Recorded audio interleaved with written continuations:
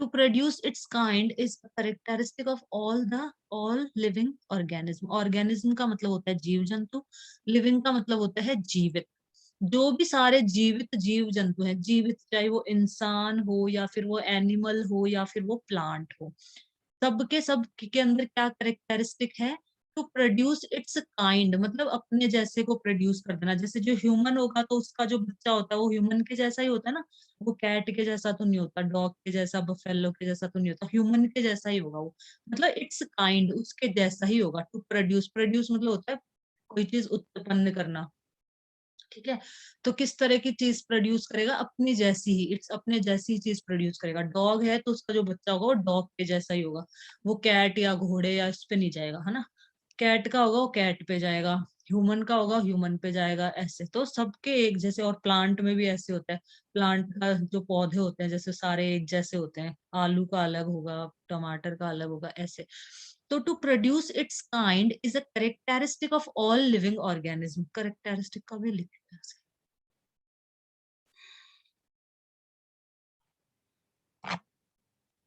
गुण होता है वैसे, फिर भी यहाँ से इसको लिखो एक और यहाँ से भी देख लेते हैं। उसकी मतलब विशेषता है, विशेषता या गुण, ठीक है। A quality that is typical of somebody something and that makes him her it different from other people और थिंग। किसी व्यक्ति या वस्तु का विशिष्ट लक्षण जिसके कारण वह अन्य व्यक्तियों से भिन्न लगता है, उसकी विशेषता, उसकी विशेषता। जैसे ह्यूमन है तो उसकी अलग विशेषता है, उसके चार, दो हाथ होते हैं, दो पैर होते हैं, आंखें होती हैं दो, एक नाक होता है, दो कान होते हैं। तो ह्यूमन के ये सब करेक्टरिस्टिक है, वो क्या क्या कर सकता है, मतलब उसकी सारी विशेषताएं सारी। ये तो मैंने फिजिकल बता दी, सिर्फ फिजिकल करेक्टरिस्टिक बता दिए तो मैंने तुम्हें, है ना। तो इस तरह से किसी की भी विशेषता है। तो to produce its kind is a characteristic of all living organism. तो जो सारे लिविंग ऑर्गेनिज्म हैं वो अपने जैसा ही प्रोड्यूस करते हैं, ठीक है। You have already learn this in class 6 में भी आप ये पढ़ चुके हो। The production of new individual from their parent is known as reproduction. इसको टिक कर लो, वो definition can come in exam, tick कर लो इसको। The production of new individual, नए इंडिविजुअल को प्रोड्यूस करना, उत्पन्न करना, फ्रॉम देयर पेरेंट, उनके पेरेंट से, इसको हम रिप्रोडक्शन बोलते हैं। But how do plants reproduce? लेकिन प्लांट कैसे रिप्रोड्यूस करते हैं, प्लांट के अंदर कैसे होता है reproduction? There are different modes of reproduction in plants which we shall learn in this chapter. Plants के अंदर डिफरेंट मोड के रिप्रोडक्शन होते हैं, मतलब अलग अलग प्रकार के रिप्रोडक्शन होते हैं, तो वो हम इस चैप्टर में पढ़ेंगे, ठीक है। Modes of reproduction.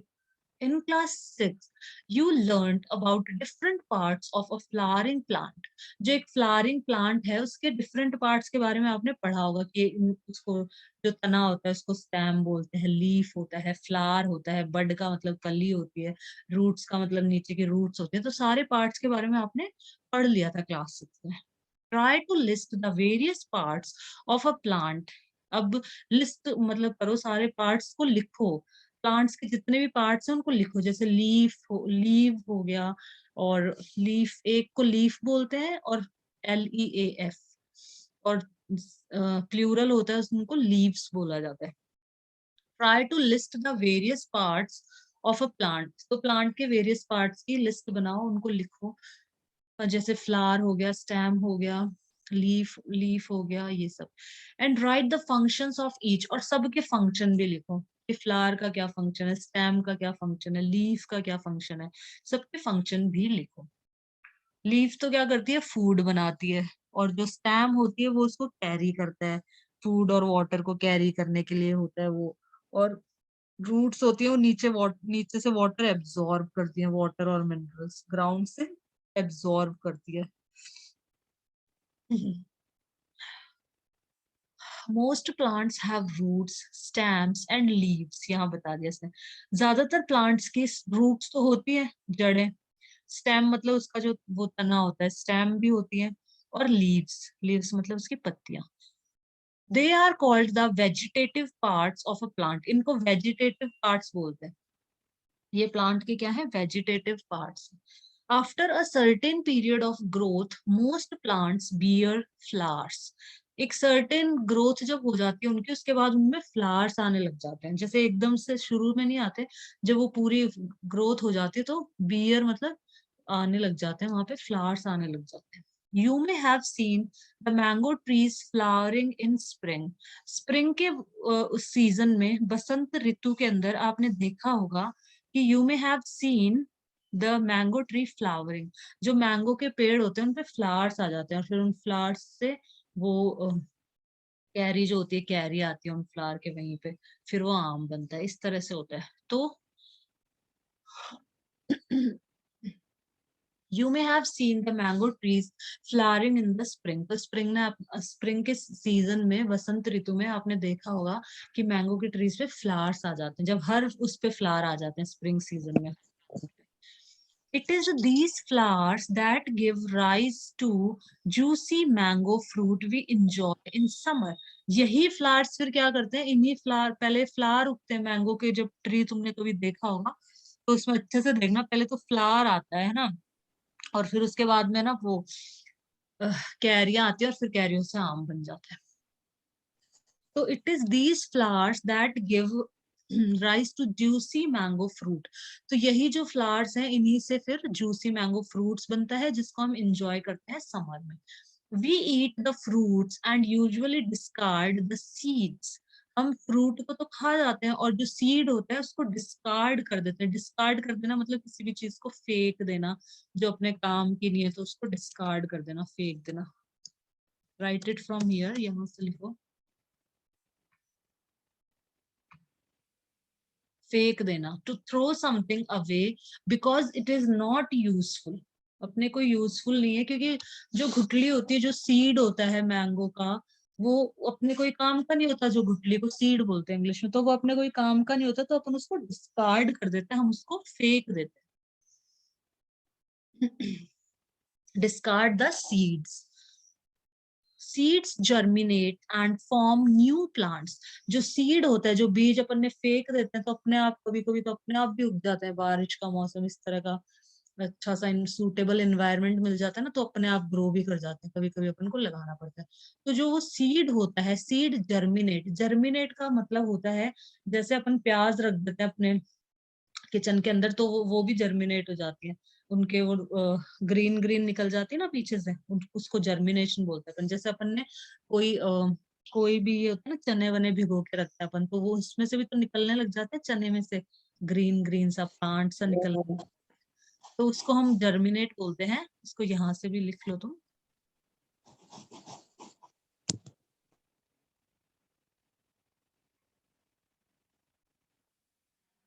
बढ़ने लगना, बीज का यूज अबाउट सीड। जैसे चना भिगो दिया तो चना एक सीड हो गया, बीज हो गया चना एक, उसमें से अंकुरित होना वो, या बढ़ने लगना। To start growing, to cause a seed to do this. कोई भी सीड, कोई भी बीज जो ग्रो करना स्टार्ट कर जाए, बीज का बढ़ने लगना, अंकुरित होना, बीज को बढ़ने लगना, अंकुरित करना, मतलब बढ़ने लगना लिख लो तुम तो। बीज का बढ़ने लगना मतलब बीज बढ़ने लग जाते हैं, जर्मिनेट होने लग जाते हैं। तो जो अपन ने सीड फेंक दिया ना मैंगो का, जो मैंगो की अपन ने गुठली फेंक दी, जिसको हम बोलेंगे सीड, मैंगो सीड अपन ने फेंक दिया गार्डन के अंदर, ठीक है, तो वहां से वो मिट्टी में दब गया, पानी भी मिल गया उसको, सब कुछ मिल गया, मेन्योर, मेन्योर मतलब होता है खाद, खाद भी मिल गया उसको, मेन्योर भी मिल गया, तो वो जर्मिनेट होना स्टार्ट कर देता है। सीड्स जर्मिनेट एंड, जर्मिनेट मतलब बढ़ना चालू कर देता है वो seed, and form new plant, और नया प्लांट फॉर्म हो जाता है। फॉर्म मतलब बनना। एक तो फ्रॉम होता है, फ्रॉम का मतलब होता है से, FROM, उसका मतलब होता है से। बनना। हाँ, फॉर्म का मतलब होता है बनना, ठीक है। और एक फॉर्म का जो अपन फॉर्म भरते हैं, वो भी यही वाला फॉर्म है, FORM। FORM का मतलब फॉर्म जो होता है ना अपना भरने वाला फॉर्म, एप्लीकेशन फॉर्म होता है, उसमें भी ये स्पेलिंग लिखते हैं। और फॉर्म का मतलब होता है बनना किसी चीज का, फॉर्म मतलब बनना। और फ्रॉम का मतलब होता है से, FROM, आर पहले आ जाता है। तो फॉर्म न्यू प्लांट, तो नया प्लांट बन जाता है। So what is the function of flowers in the plants. तो प्लांट्स के अंदर फ्लावर का क्या फंक्शन है। जो फूल होते हैं उनका तो कोई फंक्शन ही नहीं है, फूल का क्या फंक्शन, तो हम यहाँ पढ़ेंगे। फ्लावर्स परफॉर्म, हाँ होता है। ज्यादातर लोग जैसे सोचेंगे यार फूल का तो कोई काम ही नहीं होता, अपन जैसे फ्रूट तो अपन खा। फ्लावर्स में वो होता है एसेक्सुअल रिप्रोडक्शन। हाँ यस, फ्लावर्स के अंदर होता है, राइट, है ना। तो कुछ लेकिन लोगों को जिनको नहीं पता होता होगा वो तो सोचते होंगे कि अपन जैसे ना लीव्स भी खाना बनाती हैं, स्टेम पानी को ले जाते हैं, फ्लावर क्या काम करता है? फ्लावर भी काम करता है, फ्लावर ही सबसे मेन काम करता है। मतलब सब भी करते हैं मेन काम, तो फ्लावर क्या, सारे ही पार्ट्स मेन है। Flowers perform the function of reproduction in plants. इसको टिक कर लो, ये क्वेश्चन उसमें आ सकता है, ऑब्जेक्टिव टाइम टाइप में आता है ना कि function which part of the plant perform the function of reproduction, ये ऐसे आ सकता है। तो फ्लावर, तो इसको ध्यान रखना है, flowers perform the function of reproduction in plant. तो प्लांट के अंदर रिप्रोडक्शन का जो फंक्शन है, जो कार्य है, फंक्शन का मतलब कार्य, वो कौन परफॉर्म करता है? परफॉर्म करना मतलब उसको करना, उस काम को कौन परफॉर्म करता है? फ्लावर परफॉर्म करता है। Flower are the reproductive parts, जो फ्लावर्स होते हैं यही रिप्रोडक्टिव पार्ट्स होते हैं प्लांट के। देयर आर, तो इसमें तो अभी तक ये एक ही लाइन इंपॉर्टेंट आई है। एक तो वेजिटेटिव पार्ट कौन कौन से होते हैं? वेजिटेटिव पार्ट तो ये सारे हो जाएंगे, रूट्स, स्टेम, लीव्स, ऐसे भी याद रख सकते हैं क्योंकि अपन इनकी वेजिटेबल बनाते हैं। जैसे जो लीव्स होती है, जैसे पालक होता है, मेथी होती है, तो हम उसकी लीव्स ही तो खाते हैं, प्लांट की वो लीव्स ही तो होती है एक तरह से। स्टेम और रूट्स भी खाते हैं अपन प्लांट्स की। रूट्स में जैसे अ, जो पोटैटो है, पोटैटो तो स्टेम में आता है, तो ऐसे ही रूट्स भी खाते हैं अपन। रूट्स में जैसे वो आ गई ना, रेडिश आ गई और कैरेट आ गई, गाजर और मूली। रेडिश का मतलब होता है मूली, कैरेट का मतलब होता है गाजर। तो ये सब तो अपन खाते हैं, इसलिए वेजिटेटिव पार्ट्स हो गए। वेजिटेटिव, दो क्वेश्चन आ सकते हैं इसमें, रिप्रोडक्टिव पार्ट्स और वेजिटेटिव पार्ट। वेजिटेटिव पार्ट कौन कौन से? स्टेम है, रूट है और लीफ है, जिसको हम खाते हैं। हम रूट्स भी खाते हैं। रूट्स, रूट्स कौन सी होती है? जैसे कैरेट और रेडिश, ये रूट ही तो होगी। रूट जो ग्राउंड के नीचे होती है उनको हम रूट्स बोलते हैं। तो कैरेट है और जो मतलब गाजर है और रेडिश मूली है, ये दोनों सॉइल के नीचे लगती है, तो ये रूट पार्ट होता है। तो अपन रूट भी खाते हैं, अपन कुछ प्लांट की स्टेम खाते हैं, अपन कुछ, जो पोटैटो है वो शायद स्टेम में आता है, और अपन लीव्स तो अपन खाते हैं, पालक है, तो ये सब ठीक है। There are several ways by which plants produce their offspring. Offspring का मतलब होता है जो बच्चे होते हैं, उसको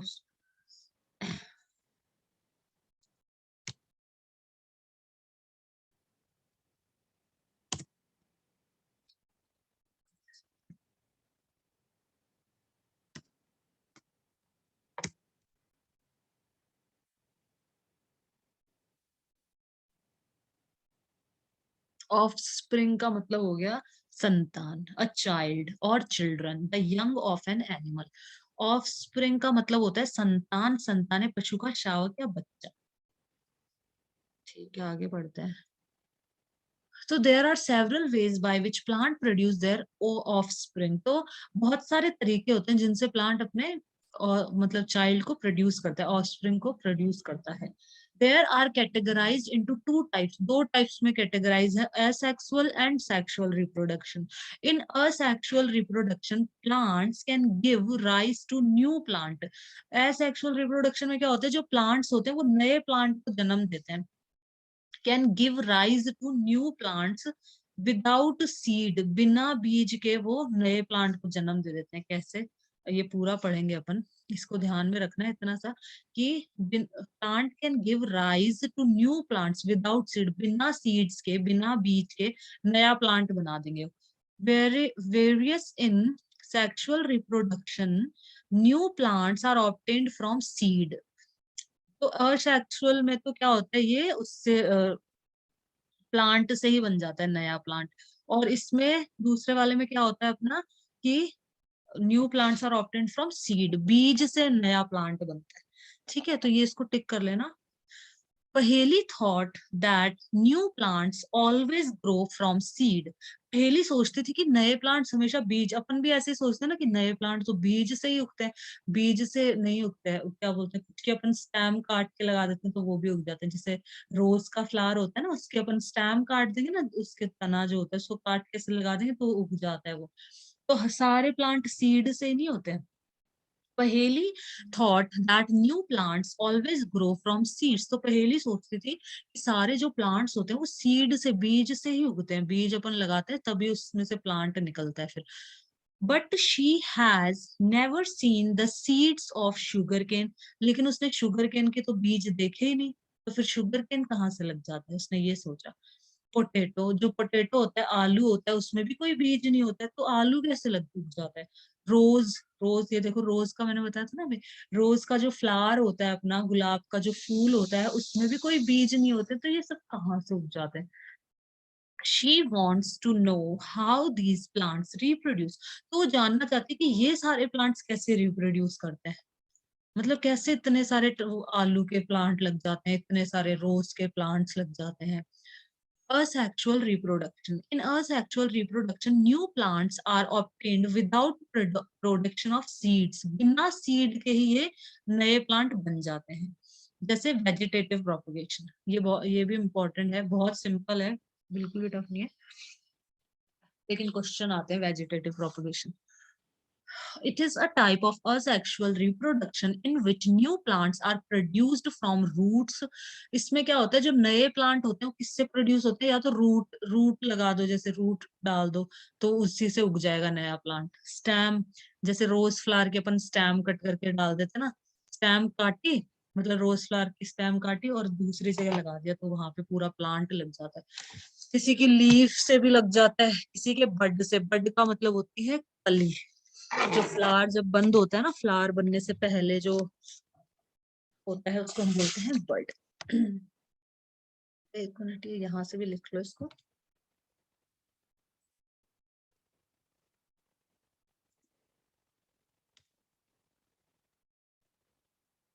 ये लिख लो सौरभ यहाँ से। Small lump on a tree and plant that opens and develops into a flower or leaf. वृक्ष अथवा पौधों पर उगने वाला पिंड जो पत्ती अथवा फूल के रूप में विकसित हो जाता है, कली। हिंदी में अपन कली बोलते हैं इसको। खिला फूल।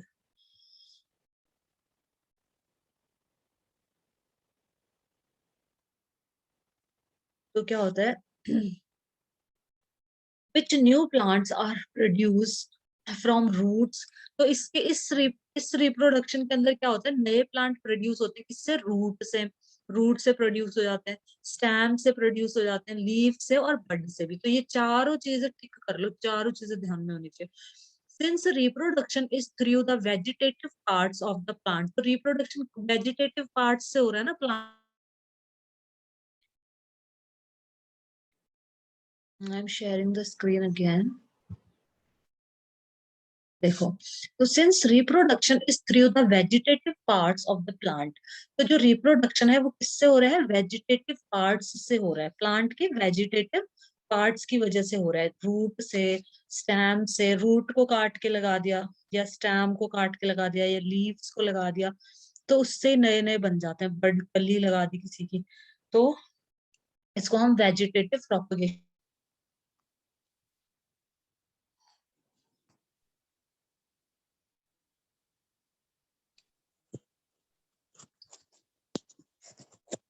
क्या होता है सौरभ वेजिटेटिव प्रोपगेशन, बताओगे।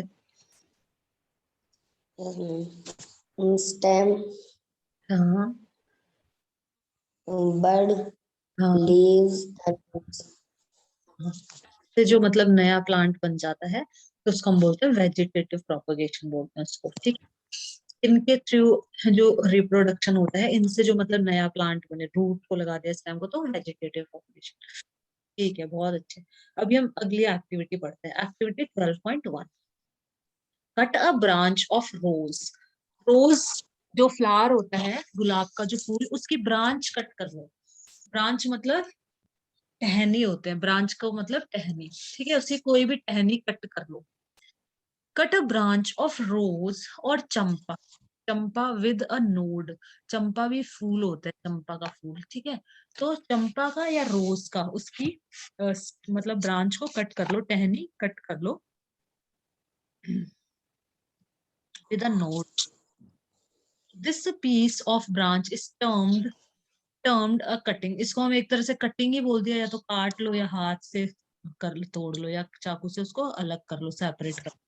तो इसको हम बोलेंगे this piece of branch is termed a cutting. इसको हम कटिंग बोलेंगे। जो ब्रांच है, जो टहनी है, ये कटिंग है, मतलब इसको काटी अपन ने। बरी the cutting in the soil.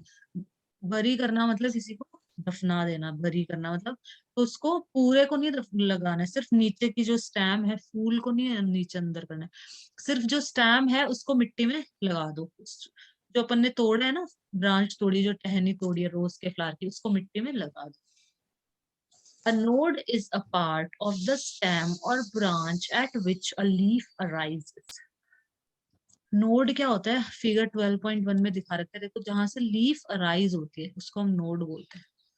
जैसे कि इन द एक्स, जैसे कि यहाँ से लीफ आएगी, यहाँ से, ये होगा नोड।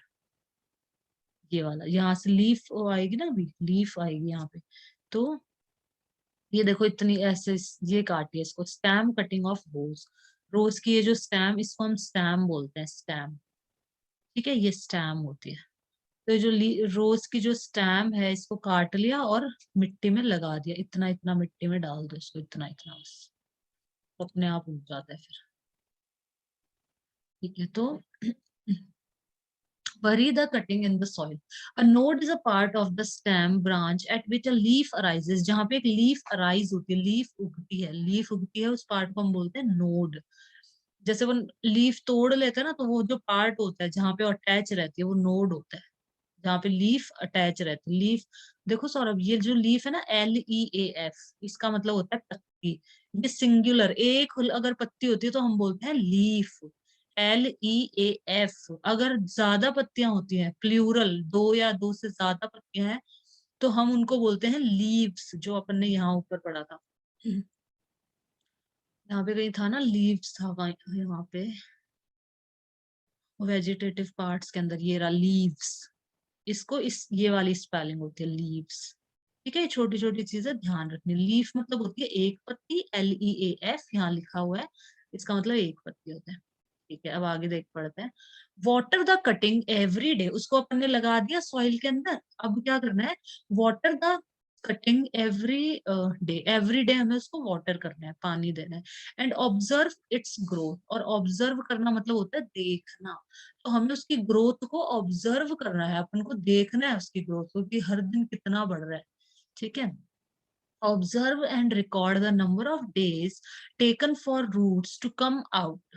एंड ऑब्जर्व करो और रिकॉर्ड करो, मतलब नोटबुक में लिख लो, रिकॉर्ड कर लो कहीं पे भी।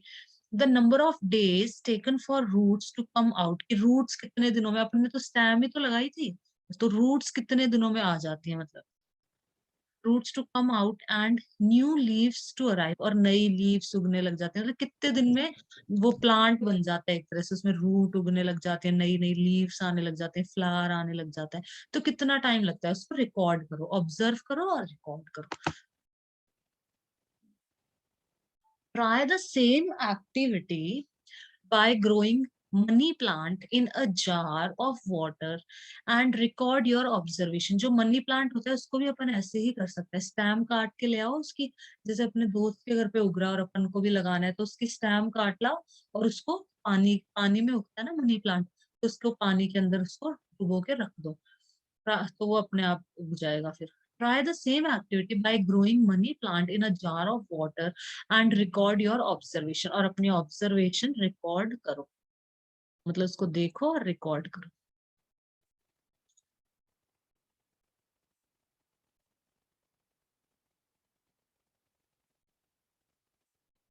You must have seen flower birds developing into flowers. आपने देखा होगा, must have seen का मतलब आपने जरूर ही देखा होगा कि flower birds developing into flowers, जो flower bud होते हैं, जो कलियां होती हैं, उनको flower बनते हुए, flowers में develop होते हुए देखा होगा आपने। Apart from flower birds, there are birds in the axial point of attachment of the leaf at the node. जो नोड होता है उस पे point of attachment of the leaf at the node, node पे अटैच होना मतलब जुड़ा होना उससे। तो लीफ, जो लीफ होती है, the point of attachment of the leaf at the node, node पे उसका पॉइंट ऑफ अटैचमेंट जो होता है उसको बोलते हैं एक्सेल, जैसे यहाँ पे रखा। जहां से लीफ जुड़ी हुई है, बस ये जो लीफ है ना, लीफ इससे जुड़ी हुई है ना, तो इसको हम एक्सिल बोलेंगे। ये जो डंडी है ये एक्सिल कहलाएगी, जिससे लीफ जुड़ी हुई है, जिस पॉइंट पे लीफ जुड़ी हुई है वो क्या कहलाएगा, एक्सिल कहलाएगा। मतलब ये वाला पॉइंट कहना चाह रहे हैं, ये वाला, और ये कहलाएगी नोड। ये नोड हो जाएगा और ये एक्सिल हो जाएगा, इस तरीके से।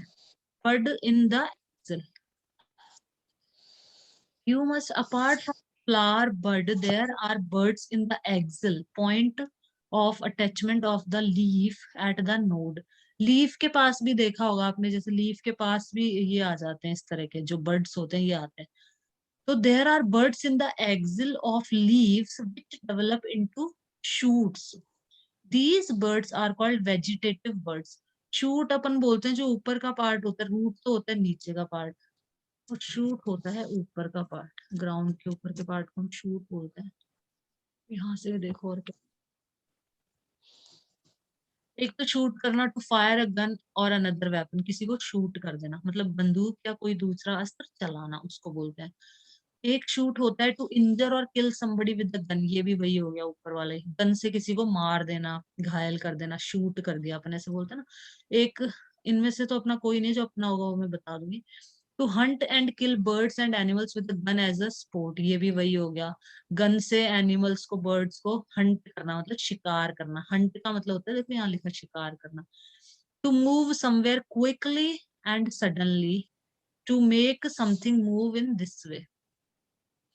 शूट, हाँ, तो ये हो सकता है अपना, एक मिनट सारे पढ़ लो फटाफट। To go very suddenly along part of your body,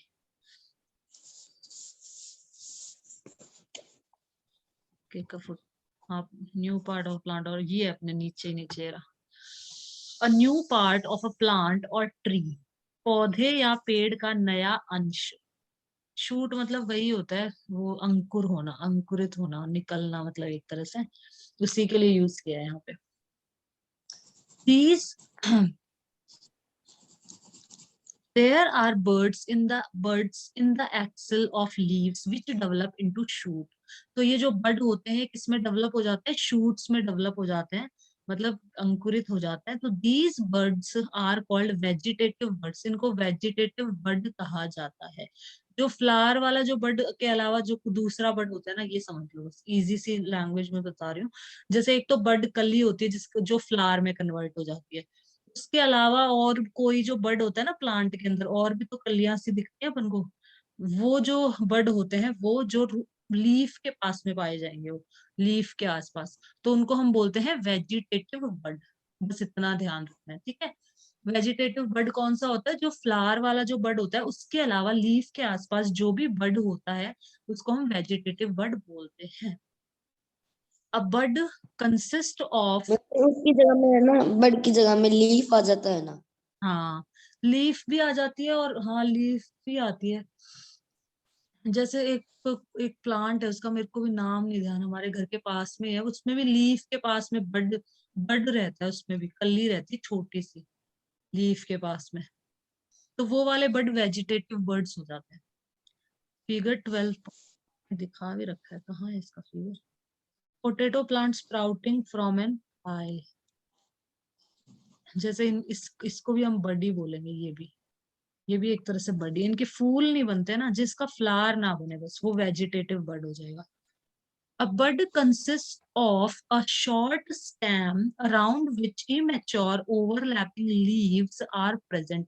तो बड इस तरह का होता है, ये बड ही है, ये जो इसमें है पोटैटो में जो निकल आता है ना बाहर, किचन में पोटैटो रख देते हैं तो उसमें से बड निकल आता है, तो वो बड, इनको बड बोला जाता है। अब bud consist of a short stem, जो बड होता है, कंसिस्ट मतलब ये किसका बना होता है, शॉर्ट, शॉर्ट मतलब छोटी सी स्टेम, छोटी सी स्टेम है ना, देखो शॉर्ट स्टेम है एकदम, ये देखोगे तो तुम यहाँ पे कितनी छोटी सी है ये, छोटी सी स्टेम से मिलके बनता है ये। Around which immature overlapping leaves are present, और इस जो स्टेम है इसके चारों तरफ ग्रीन ग्रीन ग्रीन ग्रीन सी आ जाते हैं ना, ये एक तरह से लीव्स बोला है इसने, तो ये ग्रीन ग्रीन आ जाते हैं, इसी को डिस्क्राइब किया है इसने यहाँ पे। Vegetative buds can also give rise to new plants. तो जो वेजिटेटिव बर्ड होते हैं इनसे नया प्लांट भी बन सकता है, मतलब इससे दूसरा भी आलू बन जाएगा, लेकिन बहुत टाइम लगेगा, ऐसे इसको पानी वानी सब चाहिए होगा तब। एक्टिविटी 12.2 ये करके देखते हैं अपन। टेक अ फ्रेश, एक पोटैटो ले लो फ्रेश, आलू ले लो फ्रेश एक। Observe the scars on it with the help of magnifying glass. Magnifying glass से इसके जो स्कार हो रखे हैं, स्कार होते हैं मतलब जो निशान होते हैं, जैसे अपनी फेस पे भी स्कार हो जाते हैं, मार्क के जो निशान होते हैं ना, जलने के निशान, उनको स्कार या कटने का कोई निशान, उनको हम स्कार्स बोलते हैं। त्वचा पर चोट का निशान। देखो, a mark on the skin that is caused by a cut that skin has grown over. त्वचा पर चोट का निशान या दाग, चोट का कोई निशान नहीं, जैसे बचपन में अपन गिर जाते हैं तो जैसे सीढ़ी से गिर गए सपोज, और अपने यहाँ पे चीक के यहाँ, आई के नीचे यहाँ पे अपने निशान हो गया, तो स्कार, ये होता है स्कार, मतलब कोई निशान होना, त्वचा पर चोट का निशान होना,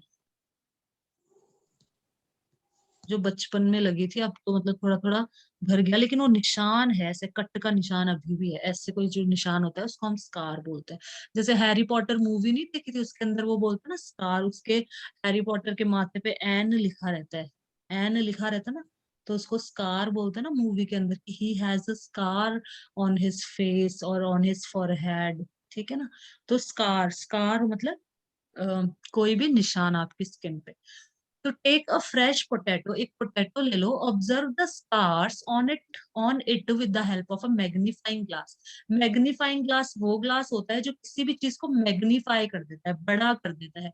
जैसे हम इसके बुक्स पे भी अगर मैग्नीफाइंग ग्लास रखेंगे, जैसे जो दादा दादी होते हैं, तो उनसे बुक पढ़ी नहीं जाती, वो गीता पढ़ने की कोशिश करते हैं, लेकिन बहुत छोटा छोटा लिखा रहता है, तो वो मैग्नीफाइंग ग्लास लगा के एक एक लाइन को ऐसे चलाते रहते हैं, और मैग्नीफाइंग ग्लास से उनको बड़ा बड़ा दिखता है, तो वो आराम से पढ़ पाते हैं एक एक लेटर को, word. Observe the scars on it, तो स्कार्स को ऑब्जर्व करो, देखो मैग्नीफाइंग ग्लास से। You may find buds in them, तो तुम्हें बर्ड्स दिखाई देंगे उनके अंदर। These scars are also called eyes, इन स्कार्स को हम आईज भी कहते हैं। उन मतलब स्कार्स मतलब वो ये कट, उन कट में से दिखाई, ये जैसे यहाँ से बर्ड निकलता हुआ यहाँ से दिखाई देगा कि बर्ड है, वो ग्रो होगा मतलब अभी। बर्ड कंसिस्ट, अच्छा, cut the potato into small, उसको हम आई बोलते हैं। These scars are called eye, ये जो स्कार होते हैं इनको हम क्या बोलेंगे, आई। जैसे मैं समझा देती हूँ, जैसे ये है सपोज, ये आई है, यहाँ से वो निकलेगा अभी इस तरह का ग्रीन ग्रीन, तो इसको आय बोलेंगे, स्कार भी बोल सकते हो आप। ये स्कार है, ये सारे, ये सब स्कार हैं, यहाँ से निकलेगा, ये जो स्टेम है ना, ये यहाँ से निकलेगी, मतलब ये अंकुरित होगा एक तरह से। ठीक है, cut the potato into small portion, उस पोटेटो को छोटे छोटे टुकड़ों में काट लो, ईच विद एन आई, हर आई होनी चाहिए, मतलब ये जो मार्क है ना, ये आई, ये होनी चाहिए, ये जो इस तरह के मार्क होते हैं, ये आई होनी चाहिए उसमें, उसमें हर पार्ट में।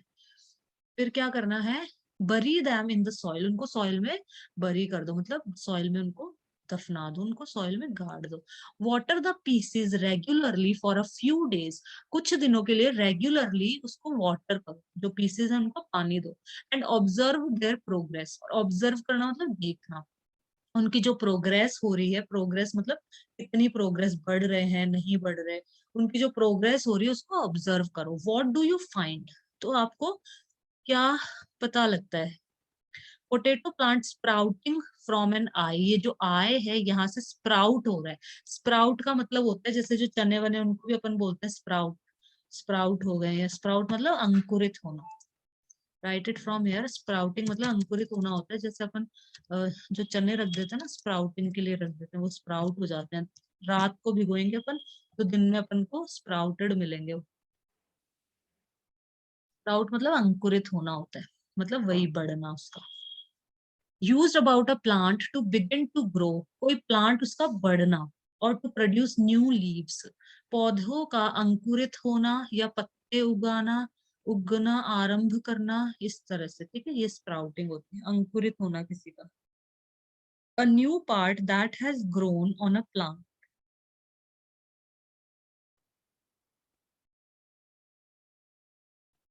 तो स्प्राउट अपन बोलते हैं ना, स्प्राउटेड ग्रेन्स, मतलब स्प्राउटेड चने, या फिर इस तरह से बोलते हैं ना अपन कि मैं स्प्राउटेड वो लेके आई हूँ, चने लेके आई हूँ। Likewise, you can also grow ginger और टर्मेरिक। जिंजर का मतलब होता है अदरक और टर्मरिक का मतलब होता है हल्दी, ठीक है।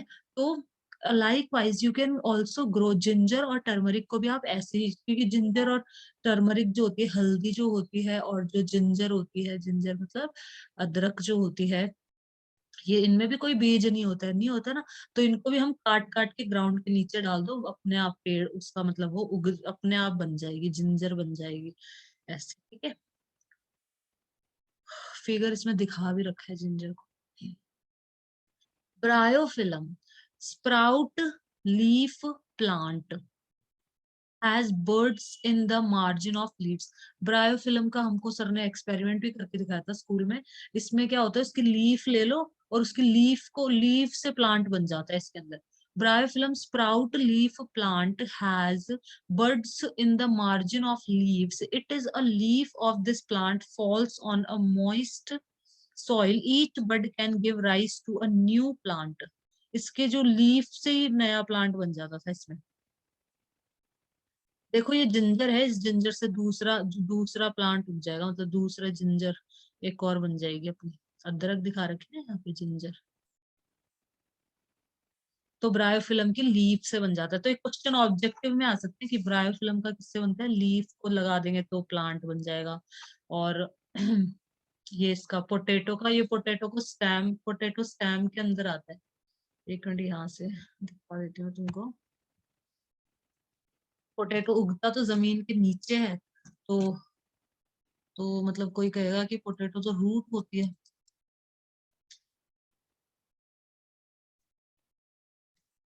इस लेकिन ये स्टेम होती है, स्टेम और रूट। देखो potato are stem tuber, stem होती है, ठीक है। जो पोटैटो है वो स्टेम होती है, इसको ये जमीन के नीचे उगता है। तो बेसिकली हम मानते हैं कि जो जमीन के जो नीचे जो चीज उगती है उसको हम क्या बोलते हैं, रूट बोलते हैं उसको। बट ये स्टेम में आता है। Enlarged, swollen, thickened to develop into storage organs. The tuber has all part of normal stem. चलो ठीक है, आगे बढ़ते हैं। Roots of some plants can also give rise to new plants. अब अपन को लीफ का बता दिया, जो ब्रायोफिलम है प्लांट है, उसको लीफ को काट के लगा दो तो वो लग जाता है। और बाकी के इनको स्टेम को काट दो, पोटैटो है, जिंजर है, इसकी स्टेम से लग जाते हैं, ये भी अपन ने देख लिया। और रोज वाला भी स्टेम से लग जाता है। अब रूट वाले, root of some plants can also give rise to new plant. किसी की रूट लगा दो आप तो नया प्लांट उग जाएगा। स्वीट पोटैटो जो शक्करकंदी होती है, जो बहुत ही टेस्टी लगती है, अपन भून के भी खाते हैं उसको और पानी में उबाल के भी खाते हैं। तो स्वीट पोटैटो, शक्करकंदी एंड दलिया आर एग्जाम्पल्स। जो शक्करकंदी होती है और जो दलिया दलिया दलिया होता है, ये डालिया कुछ और है, देखिए एक मिनट, या वो ये दलिया।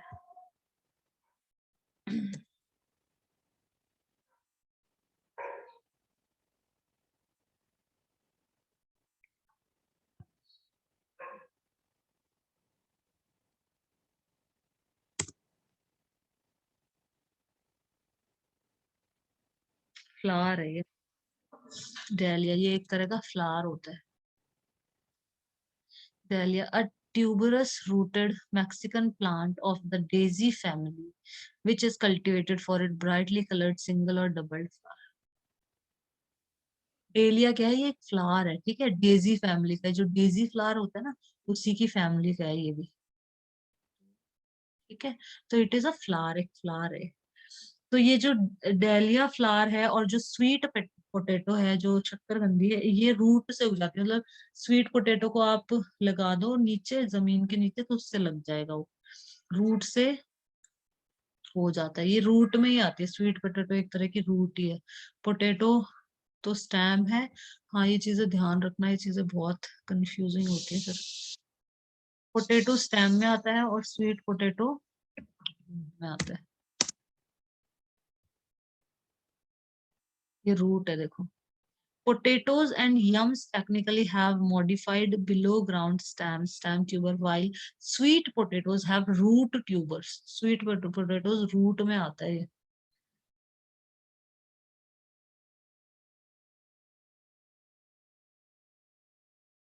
ओके, नेक्स्ट पढ़ते हैं अपन। तो आज तुम कितना एक्टिविटी तो कल करेंगे, बर्डिंग कल करेंगे। चलो आज बस इतना पढ़ लेते हैं, ये खत्म कर देते हैं इसको फटाफट। Plants such as cacti produce new plants when their parts get detached. Detach हो जाना मतलब किसी से, किसी को अलग कर देना, उससे डिटैच कर देना। जैसे अपन ने दो, जैसे अपन ने बहुत सारे पेपर्स ले रखे हैं, तो अपन को कोई कहे कि ऊपर वाला पेपर चाहिए, बस नीचे के सारे हटा दो, तो ऐसे कहे ना, ऊपर वाला डिटैच कर दो और बाकी आप रख लो। डिटैच मतलब उसको हटा के मुझे दे दो। डिटैच करना, used about a house not joined to any other house. Detach मतलब अलग अलग, जो किसी अन्य मकान से लगा हुआ नहीं, अलग अलग।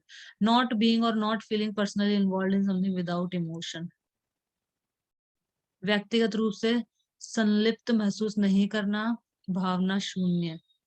विदाउट इमोशन और इन मतलब not feeling personally involve in something. Detached मतलब उसको अलग कर दिया एक तरह से, ऐसा।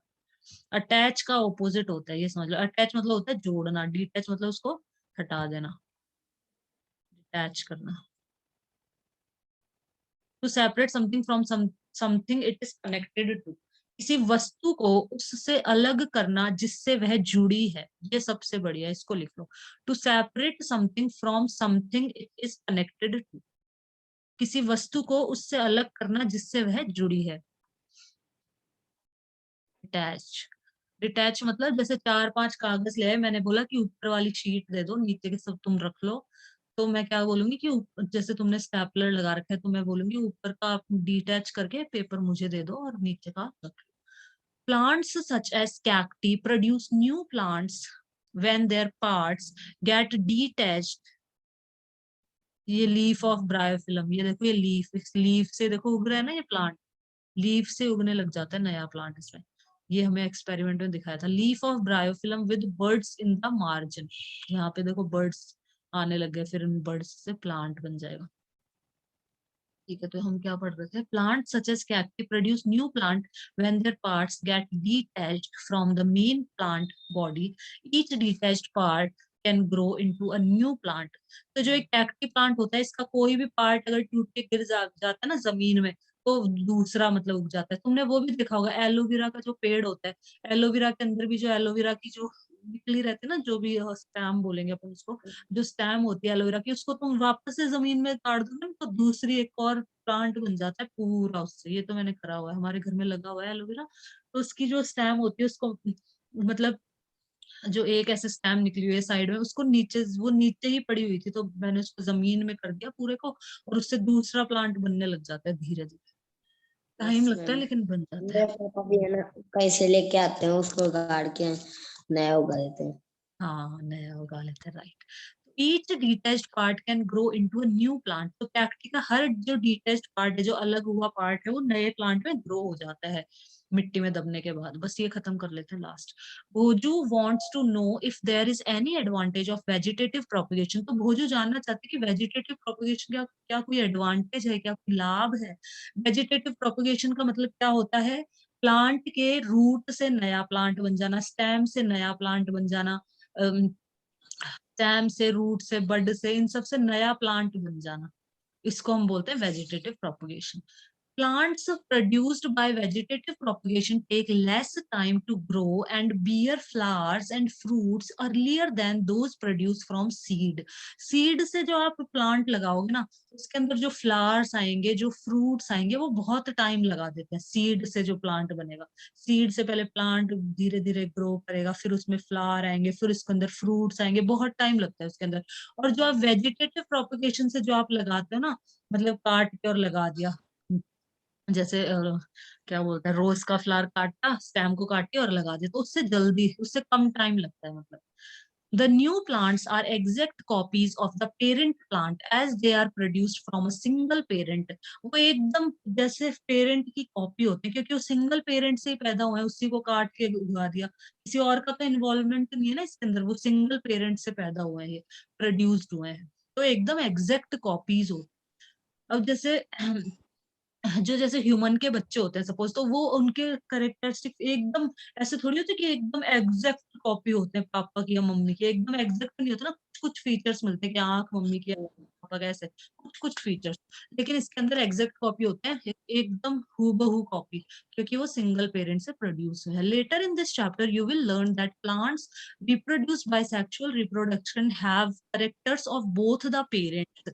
तो जो सेक्सुअल रिप्रोडक्शन के अंदर जो प्लांट पैदा होंगे, वो उनके पास दोनों पेरेंट के करेक्टर होंगे, करेक्टर मतलब विशेषताएं होंगी दोनों पेरेंट्स की, कि कोई एक जो पेरेंट है, जैसे एक प्लांट है वो लंबा है तो उसकी विशेषता आ गई, वो ऐसा है, उसकी दोनों पेरेंट की विशेषताएं आएंगी उसके अंदर, करेक्टर्स आएंगे। Plants produce seeds as a result of sexual production. Sexual production के अंदर जो प्लांट है वो सीड, उनमें सीड भी होता है, ठीक है, उस प्लांट्स के अंदर जो भी जो प्लांट रिप्रोडक्शन से प्रोड्यूस होते हैं उनमें सीड पाया जाता है। अब ये नेक्स्ट टॉपिक अपन कल पढ़ेंगे, बडिंग। अभी अभिमन्यु को दे दो।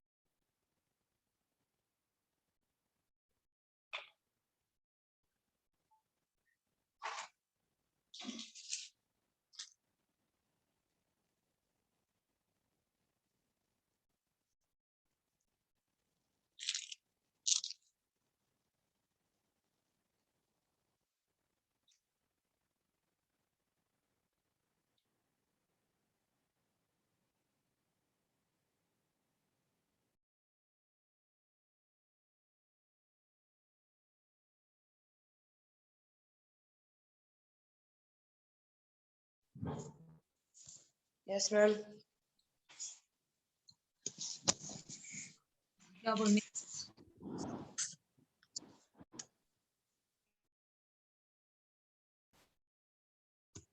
या फिर कुछ और पढ़ना है?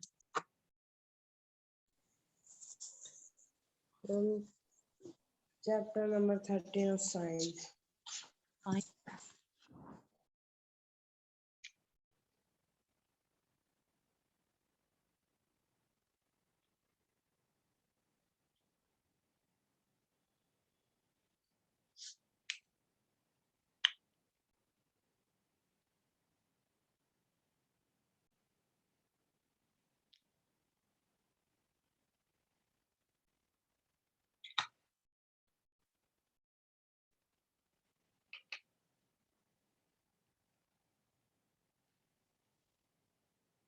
थोड़ा सा तुम पढ़ो तो अभिमन्यु, तुम एक्सप्लेन करो, एक पैरा पढ़ दो बस, फिर मैं एक्सप्लेन करूंगी। 13 chapter. Sorry sorry.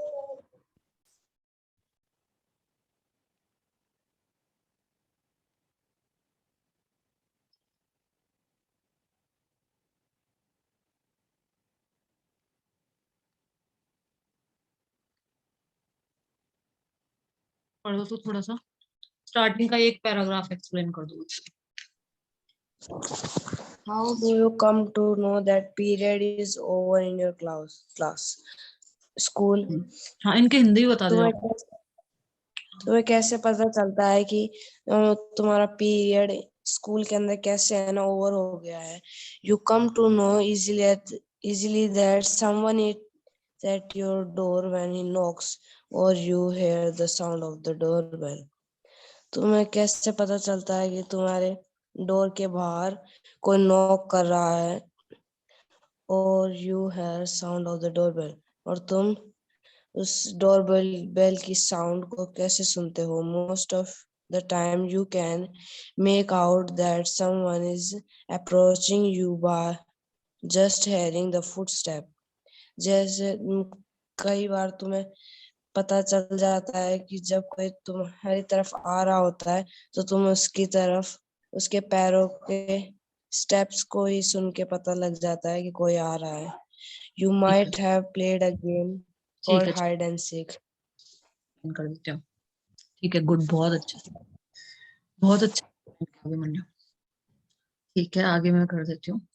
You might have played a game called hide and seek. आपने ये गेम खेला भी होगा। माइट हैव का यूज होता है कि खेला होगा आपने, इस तरह से बोलने के लिए। You might have played a game called hide and seek. आपने हाइड मतलब छुपना, सीक का मतलब होता है ढूंढना, खोजना। तो हाइड एंड सीक, छुपम छुपाई जो अपन हिंदी में बोलते हैं जिसको, उसको इंग्लिश में बोलते हैं हाइड एंड सीक। तो आपने ये गेम खेला होगा, hide and seek. In this game a person is blind folded. एक जो पर्सन होता है वो तो ब्लाइंड फोल्डेड होता है, मतलब उसकी आंखों पे पट्टी बांध दी जाती है। And has to catch the remaining player. और हाँ, उसको भी बोल दिया हाइड एंड सीक, ये वो वाला भी है, और हाइड एंड सीक अपन छुपम छुपाई को भी बोलते हैं। देखो मैं यहाँ से दिखाऊंगा। इसमें जो पट्टी बांध देते हैं और फिर चारों तरफ अपन उसके फिरते हैं, फिर वो अपन को ढूंढता है, किसी एक को पकड़ता है, उसको, उसके लिए भी हाइड एंड सीक। वैसे तो छुपम छुपाई के लिए यूज होता है मेन तो ये लुक्का छुपी का खेल, तो इसको भी कह सकते हैं। हाँ, ये भी है, दोनों ही है। इसमें ये भी तो लुक्का छुपी होगी एक तरह से। A children's game in which one person hides and the other tries to find him और हर। एक छुप जाता है और दूसरे उसको ढूंढते हैं। या फिर आंख पे ब्लाइंड फोल्ड बांध दिया। ब्लाइंड फोल्ड का मतलब होता है, ब्लाइंड फोल्ड का मतलब होता है वो जो पट्टी होती है ना जिसको आंख पे बांधते हैं, उसको हम बोलते हैं ब्लाइंड फोल्ड। फोल्ड।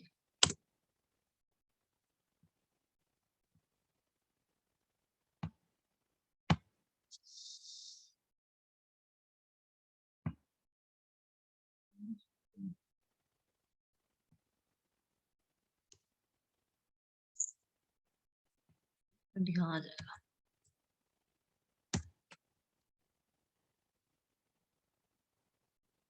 आंखों पर पट्टी, ब्लाइंड फोल्ड, ठीक है। आगे बढ़ते हैं अपन। In this game a person is blindfolded, मतलब आंखों पे पट्टी बांध दी जाती है। And has to catch the remaining players, और उसको कैच करना होता है, पकड़ना होता है रिमेनिंग प्लेयर्स को। जो दूसरे प्लेयर्स हैं बचे हुए, उनको पकड़ना होता है। How is the blindfolded person able to guess which player is closest to her. तो जो ब्लाइंड फोल्डेड पर्सन है जिसके आंखों पे पट्टी बंधी हुई है, वो आंखों से तो देख नहीं सकता, तो वो कैसे गैस लगाता है कि कौन सा प्लेयर उसके पास में है। वो सुन के गैस लगाता है, वो सुनता है, वो फुट स्टेप्स को सुनता है।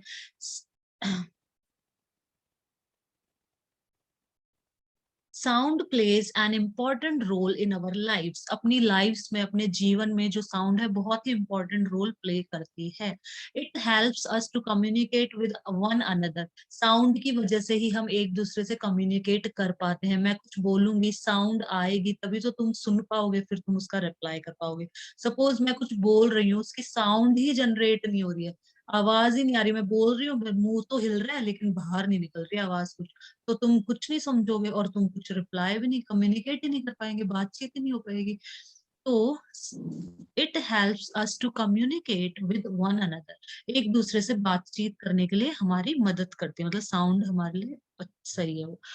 We hear a variety of sounds in our surrounding. अपनी सराउंडिंग में, अपने चारों तरफ हम वैरायटी, कई प्रकार की आवाजें सुनते हैं। Make a list of sounds you here in your surrounding. आप अपने आसपास में आप जो भी साउंड सुनते हैं उसकी लिस्ट बनाइए। In the music room your school in the music room of your school you hear the sounds produced by musical instruments। तो आप म्यूजिक रूम में आप साउंड सुनते होंगे म्यूजिकल इंस्ट्रूमेंट्स की, जैसे कि फ्लूट है, फ्लूट का मतलब बांसुरी, बांसुरी की आवाज, तबले की आवाज, तबला ये जो दो बना रखे हैं इनको बोलते हैं तबले, जिनको हाथों से बजाते हैं। तबले की आवाज सुनी होगी। हारमोनियम ये साइड में जो रखा हुआ है ये हारमोनियम है, ये ठीक है, इसको भी हाथ से बजाते हैं। हारमोनियम की आवाज सुनी होगी आपने। और इसका नाम नहीं लिया, सितार का, फ्लूट का भी ले लिया, ये सितार रखा हुआ है तो सितार का नहीं लिखा इसने यहाँ पे, एटसेट्रा। तो हाउ इज साउंड प्रोड्यूस्ड, अब जो ये साउंड है ये प्रोड्यूस कैसे होती है, हम बोलते हैं और ये साउंड कैसे प्रोड्यूस हो जाती है। How does it travel from one place to another, वो एक प्लेस से दूसरी प्लेस पे कैसे ट्रेवल करती है। How do we hear sound, हमें साउंड सुनाई कैसे देती है। Why are some sound louder than others, कुछ आवाज होती है जो लाउडर होती है, जो तेज होती है दूसरी आवाजों से, मतलब कुछ आवाज धीरे होती है, कुछ आवाज लाउडर होती है, तेज होती है। We shall discuss such questions in this chapter, तो इस चैप्टर में हम इस तरह के सारे क्वेश्चंस डिस्कस करेंगे। ये कुछ म्यूजिकल इंस्ट्रूमेंट के डायग्राम्स हैं। Sound is produced by a vibrating body, यही आएगा, sound is produced by vibrating body, vibration से होती है साउंड प्रोड्यूस, वाइब्रेटिंग बॉडी से साउंड प्रोड्यूस होती है। जैसे तुम एग्जांपल दे देती हूँ, जैसे फोन होता है अपना, अपन फोन को साइलेंट, फोन वाइब्रेट होता है, हाँ अभी आप बोल रहे हो ना तो ये फोन वाइब्रेट होता है। हाँ राइट, तो वाइब्रेशन की वजह से ही ये साउंड ट्रेवल कर पाती है। तो जैसे फोन वाइब्रेट होता है, वाइब्रेट होता है उसी वजह से तो साउंड प्रोड्यूस होती है, तो वाइब्रेशन की वजह से ही साउंड प्रोड्यूस होती है। ये पूरा अभी अच्छे से पढ़ लेंगे, नीचे बहुत अच्छे से एक्सप्लेन किया हुआ है सारा। Touch the school bell when not in use, जब स्कूल बेल यूज में नहीं है तो उसको थोड़ा टच करके देखो एक बार। What do you feel, again touch it when it produced, एक तो नॉर्मली रखिए तब उसको टच करो, तब तो कोई वाइब्रेशन हमें फील नहीं होगा, लेकिन एक बार उसको बजा दो आप स्कूल की घंटी को और फिर उसको टच करके देखो तो झन झन झन ऐसे हाथ में वाइब्रेशन फील होंगे अपन को। तो touch the school bell when not in use, जब वो यूज में नहीं आ रही है उसको टच करके देखो तो आपको क्या फील होता है, तो हमें कुछ फील नहीं हो रहा है। Again touch it when producing sound, जब उसको बजा दो एक बार और फिर टच करो तो हमें प्रोड्यूस हो रहा है, हम we can feel vibrations. Can you feel it vibrating, क्या आप उसको वाइब्रेटिंग होते हुए फील कर सकते हो। हाँ हम फील कर सकते हैं। Activity 13.1, take a metal plate और अ पेन, एक पेन ऐसा मतलब इस तरह की कढ़ाई ऐसा ले लो, एक पेन या फिर मेटल की कोई प्लेट ले लो, कुछ भी। Hang it at a convenient place, इसको इस तरह से हैंग कर दो, लटका दो। कन्वीनियंट मतलब सुविधाजनक प्लेस पे, जो आपके लिए सुविधाजनक हो, कन्वीनियंट हो, वहां पे इसको हैंग कर दो, लटका दो। In such a way that it does not touch. हाँ, सुविधा, कन्वीनियंट मतलब सुविधा होता है सुविधाजनक, कोई भी चीज सुविधाजनक है अपने लिए। क्या होता है? इसका सुविधाजनक, क्या बोल रहे हो। सुविधाजनक का क्या मीनिंग होगा फिर? कन्वीनियंट का मतलब सुविधा, सुविधाजनक का मीनिंग पूछ रहे हो। सुविधाजनक का मतलब जो मतलब अपन को कन्वीनियंट लगे, अपन को सुविधा सही लगे, मतलब अपन को जो कि हाँ भाई मेरे अच्छा, लिए यहाँ पे सही है, मैं यहाँ लटका देता हूँ क्योंकि मैं ज्यादा ऊंचा तो जा नहीं सकता, तो मैं इस वाल यहाँ पे लटका देता हूँ उसको, कन्वीनियंट। तो जैसे सूटेबल और practical for a particular purpose, not causing difficulty, जो आपको डिफिकल्टी कॉज ना कर रही हो, आराम से, सुविधा से, सुविधा मतलब आराम, आराम से आप उसको लगा सको ऐसे।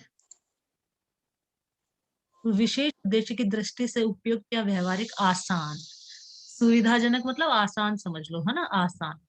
कन्वीनियंट मतलब कोई सुविधाजनक, जो आपको जैसे अच्छा लग रहा हो, आपको जैसे अच्छा लग रहा हो वैसे कर लो ऐसे, उसके लिए हम यूज करते हैं कन्वीनियंट, कि जैसे आपको कन्वीनियंट है वैसे कर लेते हैं अपन ऐसे। आसान, सुविधाजनक, तो आप जैसे आसान लगे, जैसे सुविधाजनक, जैसे भी लगे आप वैसे इसको लटका लो, हैंग कर लो।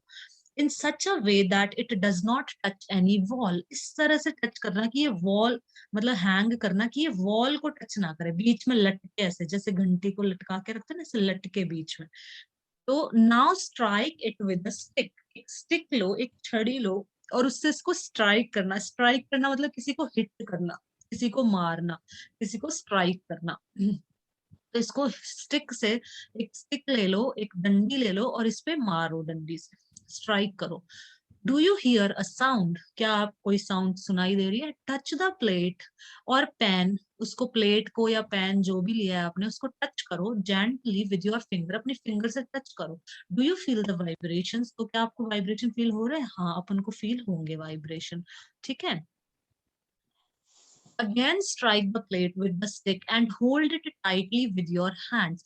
वापस से strike करो इसको, क्या बोलते हैं, प्लेट को स्टिक से, and hold it tightly with your hand, और अपने हाथ से पकड़ के रखो इसको। Immediately after striking, मतलब इस जो पैन है इसको अपने हाथ से पकड़ लो।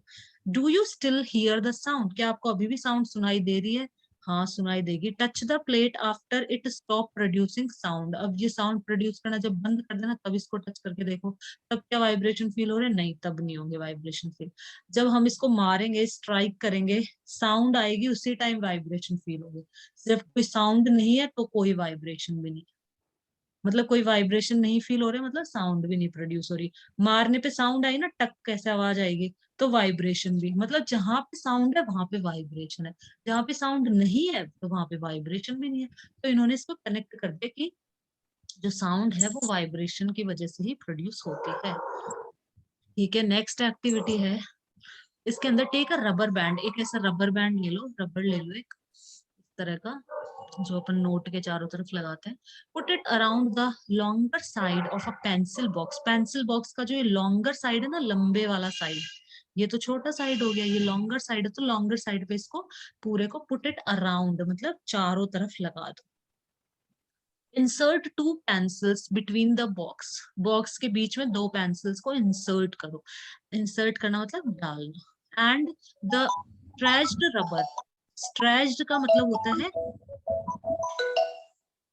स्ट्रेच्ड का मतलब होता है कोई, स्ट्रेच्ड खिंचा हुआ रबड़, रबड़ खिंच जाएगा ना, जैसे पेंसिल अपन इंसर्ट करेंगे और ये बॉक्स से भी खिंच जाता है रबड़, जब अपन बॉक्स के चारों तरफ लगाते हैं तो रबड़ खिंच जाता है।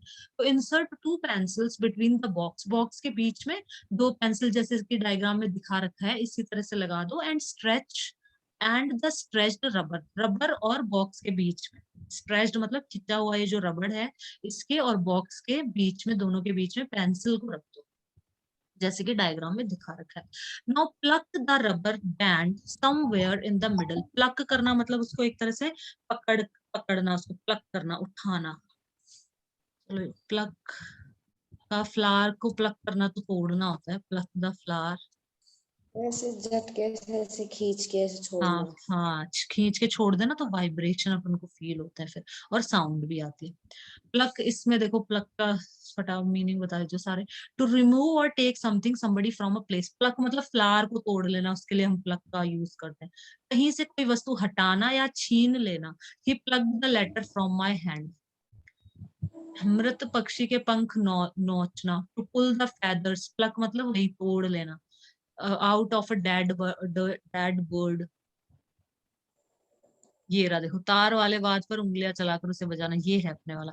To make the strings of a musical instrument play notes by moving your finger across them, तार वाले वाद्य पर उंगलियां चलाकर उसे बजाना। जो तार वाला होता है उसको प्लग करना, मतलब उसको पकड़ के और ऐसे छोड़ दो। तो now plug the rubber band somewhere in the middle, do you here any sound, does the band vibrate, plug करके छोड़ देंगे तो वो, हाँ, साउंड हमें सुनाई देगी और वो वाइब्रेट भी होगा। As you learn in class 7, the to and fro और back and forth motion of an object is called vibration. To और फ्रो, फ्रो का मतलब होता है आगे, टू का मतलब होता है पीछे, इसको हम बैक एंड फोर्थ भी बोलते हैं। बैक का मतलब होता है पीछे, कोई चीज पीछे जा रही है फिर आगे आ रही है, पीछे जा रही है, जैसे पेंडुलम होता है, जो क्लॉक होती है ना, क्लॉक घड़ी होती है, जो वॉल क्लॉक होती है, उस कुछ क्लॉक्स के अंदर पेंडुलम होता है जो बजता है हर घंटे पे, तो पेंडुलम कभी इधर जाता है, कभी इधर, कभी इधर, कभी इधर, तो इस मोशन को हम बोलते हैं मैंगो। बैक। हाँ वो जैसे हैंग होता है थ्रेड से। हाँ हाँ, थ्रेड से अपन हैंग कर दे किसी बॉल को तो वो आगे पीछे जाएगी, तो पीछे जाएगी बैक, आगे जाएगी फोर्थ, फोर्थ एंड बैक ऐसे बोला जाता है, या फिर टू और फ्रो भी बोलते हैं उस मोशन को। तो द टू एंड फ्रो और back and forth motion of an object is called vibration. किसी भी ऑब्जेक्ट का आगे जाना पीछे आना, ठीक है, या फिर टू फ्रो मोशन या बैक और फोर्थ मोशन, इसको हम वाइब्रेशन बोलते हैं। जैसे जो फोन होता है उसके अंदर भी ऐसे होता है, फोन कैसे करता है, ड्रन, इस तरह से ऊपर इस तरह से अपन को फील होता है, टू फ्रो मोशन होता है, तो इज कॉल्ड वाइब्रेशन, उसको हम बोलते हैं वाइब्रेशन। चीज का आगे जाना पीछे आना, आगे जाना पीछे आना। When a tightly stretched band is plucked, जब टाइटली स्ट्रेच्ड जो रबड़ बैंड है उसको जब हम प्लग करेंगे, it vibrates and produces sound, वो वाइब्रेट करेगा और साउंड प्रोड्यूस करेगा। When it stops vibrating, जब वो वाइब्रेट करना स्टॉप कर देगा, बंद कर देगा, it does not produce any sound, तब कोई साउंड भी नहीं होगी। जब वाइब्रेशन बंद कर दिया तो साउंड भी बंद। Activity 13.3,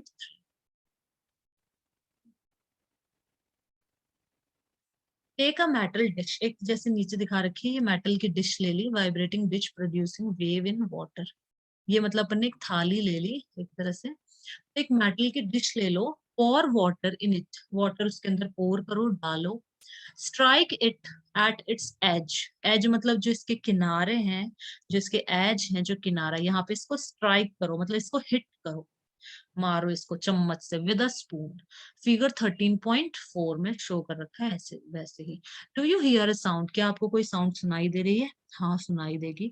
again strike the dish and then touch it, वापस से स्ट्राइक करो और फिर वापस से उसको टच करो। Can you feel that dish vibrating, क्या आप उसको वाइब्रेटिंग मतलब फील कर सकते हैं? स्ट्राइक द डिश अगेन, वापस उसको स्ट्राइक करो। Look at the surface of water, do you see any waves there, क्या आपको कोई वेव दिख रही है वाटर की सरफेस पे? नाउ होल्ड द डिश, अब डिश को होल्ड करके रखो, पकड़ के रखो। What change do you observe on the surface of water, तो आपको वाटर की सरफेस पे क्या चेंजेस दिखाई दे रहे हैं? Can you explain the change, क्या आप उन चेंजेस को एक्सप्लेन कर सकते हो कि वो किस वजह से चेंज हो रहा है? पहले तो पानी एकदम शांत था, अब इसमें वेव्स चलने लगी, किस वजह से? एक्सप्लेन कर सकते हो क्या आप? Is there a hint to connect sound with the vibration of a body, क्या क्या यहाँ पे हमें कोई हिंट मिल रही है कि जो साउंड है वो वाइब्रेशन से कनेक्टेड है, जो साउंड है वो वाइब्रेशन से कनेक्टेड है। Vibrating dish produces wave in a water, तो वेव आ रही है वाटर में। We see that a vibrating object produces sound, हम देख पा रहे हैं कि एक वाइब्रेटिंग ऑब्जेक्ट है वो साउंड प्रोड्यूस कर रहा है। In some cases the vibration are easily visible to us, कुछ केसेस में तो वाइब्रेशन हमें विजिबल भी होते हैं, दिखाई भी देते हैं। बट इन मोस्ट केसेस, लेकिन ज्यादातर केसेस में, their amplitude is so small, amplitude हो गया मतलब उनका जो एम्पलीट्यूड होता है वो बहुत ही कम होता है, that we cannot see them, हम उनको देख नहीं पाते, however we can feel them, हम उनको फील कर सकते हैं। एम्पलीट्यूड क्या होता है? एम्पलीट्यूड एम्पलीट्यूड जैसे कोई भी वेव है ना, जैसे ये वेव है तो इसको बोलते हैं एम्पलीट्यूड, अपन इसको जितना ये ऊपर नीचे ना, ये एम्पलीट्यूड कहलाता है। रुको लेकिन मैं तुम्हें यहाँ से दिखा देती हूँ।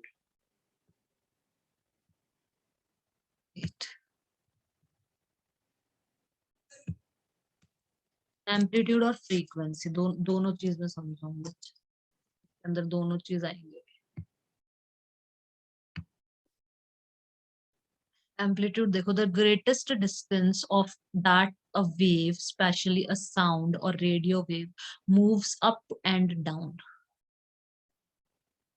तो डायग्राम वैसे तो इसमें भी मिल जाएगा, वही है जो मैंने अभी बताया, वापस बना देती हूँ, फिर इसमें डायग्राम इसी में दिखाऊंगी तुमको। जैसे वेव अप और डाउन, इसको हम वेव बोलते हैं। एक वेव बनाती हूँ, मैंने ज्यादा बना दी, एक वेव बना लेते हैं अपन। ये अप हो गया और ये इसका डाउन हो गया। वैसे तो यहाँ से स्टार्ट होती है, यहाँ से जैसे स्टार्ट हुई है ना, तो एंड इसको ये वाला इसका एंड होता है, फिर यहाँ पे एंड हो गया इसका ऐसे। मतलब एक ऊपर और एक नीचे। अगर यहाँ से अपन चालू मान रहे हैं ना, चलो यहीं से मान लेते हैं, यहाँ से ज्यादा इजी लगता है। तो यहाँ से स्टार्ट हुई है ये, और कहाँ पे खत्म हुई है फिर, ये पूरी यहाँ पे खत्म हो जाएगी। मतलब ये पूरी एक वेव हो गई यहाँ पे अपनी, ये अपनी एक वेव हो गई पूरी। इसको हम बोलते हैं वेव। वेव के अंदर एक ऊपर और एक नीचे, ये होगी एक वेव, ठीक है। अब इसका कितना ऊपर जा रहा है, ये होता है एम्पलीट्यूड। जैसे एक तो ये वेव है, अब मैं एक और वेव बनाती हूँ। कौन सी वेव का एम्पलीट्यूड ज्यादा है अभिमन्यु, बताओ। कौन सी वेव का एम्पलीट्यूड ज्यादा लग रहा है, ऊपर वाली? सेकंड वाले का। सेकंड वाली का एम्पलीट्यूड ज्यादा ना, इसको बोलते हैं एम्पलीट्यूड। ये देखो यहाँ लिखा है, the greatest distance that a wave, especially a sound, sound wave या रेडियो वेव, दो तरह की वेव पढ़ते हैं ना अपन, और भी होती है साउंड वेव, रेडियो वेव। ये जो वेव्स होती हैं, the greatest distance that a wave moves up and down, कितना ऊपर और कितना नीचे जा रही है, उसको हम बोलते हैं एम्पलीट्यूड। तो इस वेव का एम्पलीट्यूड कम है और इस वेव का एम्पलीट्यूड क्या है, ज्यादा है। ये होता है एम्पलीट्यूड। तरंगों, विशेषतः ध्वनि या रेडियो तरंगों के कंपन का अधिकतम आयाम, या जैसे इसकी, इसमें साउंड कम प्रोड्यूस होगी और इसके अंदर साउंड ज्यादा प्रोड्यूस होगी। कंपन का अधिकतम आयाम मतलब कंपन, जो वाइब्रेशन हो रहा है ना, उसका पता चल जाता है यहाँ से। कम एम्पलीट्यूड की है तो, जैसे जो छोटी छोटी वेव्स होती हैं अपनी, तो जैसे समुद्र में देख, ज्यादा जिसके है ना एम्पलीट्यूड हाई होगा उसके अंदर ज्यादा वॉइस यस, आएगी। उसमें वॉइस ज्यादा आएगी। हाँ, एम्पलीट्यूड बढ़ा ज्यादा देते हैं, ज्यादा मतलब मोटी या फिर है ना वॉइस तेज, तो।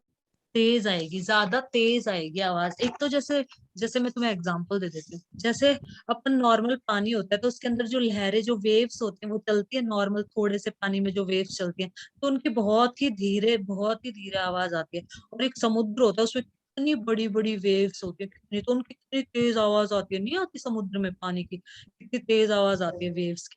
तो वही है, जिस एम्पलीट्यूड ज्यादा होगा तो उसकी जो लाउडर होगा वो। लाउडर तो होगा लेकिन जैसे टाइम, जैसे इसकी इसकी एक वेव से यानी 2 सेकंड तक इसकी है ना साउंड आती रहेगी।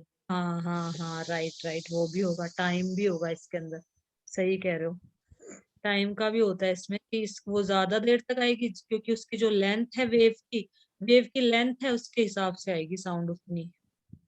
जितनी देर की वेव है उतनी देर की उसकी साउंड आएगी। इमेज भी दिखा देती हूँ, दिखा देती हूँ, फ्रीक्वेंसी भी आएगा। ये देखो, जैसे वेव है, ये यहाँ से चालू हुई वेव, ये ऊपर का पार्ट हो गया, ठीक है, और ये नीचे का हो गया। यहाँ पे एक वेव कंप्लीट हो गई अभी यहाँ पे। अब इसका एम्पलीट्यूड कम है, इसका एम्पलीट्यूड ज्यादा है। डेफिनेशन ऑफ एम्पलीट्यूड, ये देखो, ये दिखा रखा है एम्पलीट्यूड, लिखा ना यहाँ पे एम्पलीट्यूड, और ये दिखा रखा है एम्पलीट्यूड, मतलब कितना ऊपर और कितना नीचे जा रही है, उसको हम बोलते हैं एम्पलीट्यूड। वेव की लेंथ, वेव लेंथ का मतलब ये एक यहाँ से चाहे यहाँ तक ले लो, एक ऊपर और एक नीचे, ये एक वेव, इसको हम बोलते हैं वेव की लेंथ। नीचे भी दिखा रखा है देखो एम्पलीट्यूड। एम्पलीट्यूड मतलब कितना ऊपर और कितना नीचे जाता है, वो होता है एम्पलीट्यूड। यहाँ भी दिखा, पीरियड मतलब ये इसका एक चक्कर हो गया। पीरियड का मतलब होता है कि एक सेकंड के अंदर कितनी वेव चलती है, उसको हम टाइम पीरियड कहते हैं। एक सेकंड में जैसे सपोज एक ही वेव बनी, या एक सेकंड में कितनी वेव चल गई, ये 3 वेव यहाँ से चालू हुई है ना, तो एक, ये दो दो दो वेव, 2 और ये हाफ ले लो, तो एक सेकंड के अंदर 2 और हाफ वेव। एक मिनट में स्क्रीन शेयर करती हूँ, अभी ये सारे आ जाएंगे, टाइम पीरियड, फ्रीक्वेंसी, ये सब मैं बता दूंगी अभी। तुम्हें एम्पलीट्यूड का तो आ गया ना समझ में अच्छे से, एम्पलीट्यूड, टाइम पीरियड, और ये फ्रीक्वेंसी भी आएगा, वो जैसे आएगा ना उसी वहीं पे मैं तुम्हें बता दूंगी उसी टाइम, इसी चैप्टर में आएगा, बस आने वाले होंगे। और कुछ, ठीक है अभी तो इतना ही ना, ठीक है, एम्पलीट्यूड का हो गया। रिलेटेड कुछ और, चलो ठीक है, आगे पढ़ते हैं पेपर पहले। हाँ थे हम, हाँ यहाँ पे थे। but in most cases their amplitude is so small that we cannot see them. जो इनका एम्पलीट्यूड होता है, जो वाइब्रेशन होता है ना, उनका एम्पलीट्यूड इतना कम होता है कि हम उनको देख नहीं पाते हैं. However, we can feel them, लेकिन हम उन्हें फील कर पाते हैं. Activity 13.4. Take a hollow coconut shell. Coconut जो होता है ना, उसकी शैल ले लो, होलो मतलब अंदर से खाली हो, पूरी अंदर से उसको पूरा खाली कर लो और वो ले लो. And make a musical instrument. Ektara, और ये एक तारा जो म्यूजिकल इंस्ट्रूमेंट है ये बना लो इससे. You can also make it with the help of an earthen pot. जो अर्थन पॉट होता है, मटका होता है मिट्टी वाला, उससे भी आप बना सकते हो ये वाला instrument. Play this instrument and identify it's vibrating part. इसको प्ले करो और कौन सा पार्ट वाइब्रेट हो रहा है. ये जो स्ट्रिंग होती है वायर वाली, यही वाइब्रेट होती है. Make a list of familiar musical instrument and identify there vibrating parts. आपके जो भी फेमिलियर, जो भी आप जिनसे फेमिलियर हो, जिनसे जो म्यूजिकल इंस्ट्रूमेंट को आप जानते हो, उनको आप लिस्ट बनाओ और आइडेंटिफाई करो उनके वाइब्रेटिंग पार्ट्स, कि किस पार्ट से वाइब्रेशन होता है. जैसे अपना जो वायलिन होता है उसमें भी एक स्ट्रिंग होती है, स्ट्रेच्ड स्ट्रिंग होती है. उसको अपन हाथ से तो हाथ कट जाता है अपना, है ना, तो उसकी एक स्टिक आती है वो छोटी सी, उससे अपन उसको चलाते हैं. तो a few examples are given in table 13.1. मैं शेयर कर रही हूँ सौरभ, अभिमन्यु. ठीक है, तो हमें कुछ एग्जांपल्स तो यहाँ पे दे रखे हैं musical instrument and their vibrating parts. जैसे वीणा जो होती है म्यूजिकल इंस्ट्रूमेंट, इसके अंदर देखना है डायग्राम, देखना है तुम्हें इसका. वीणा ऊपर दे नहीं रखा डायग्राम, जो सरस्वती माता के हाथ में जो होती है. यहाँ पे दे रखा है स्टार्टिंग पेज पे. दे रखा है, एक मिनट. सितार का दे रखा है ये तो. सितार. सितार, हाँ, इसके जैसी होती है वो भी. रुको मैं दिखा देती हूँ यहाँ पे. वायलिन जैसी. नहीं नहीं, वॉयलिन, वॉयलिन, अरे वीणा, ये क्या हो गया.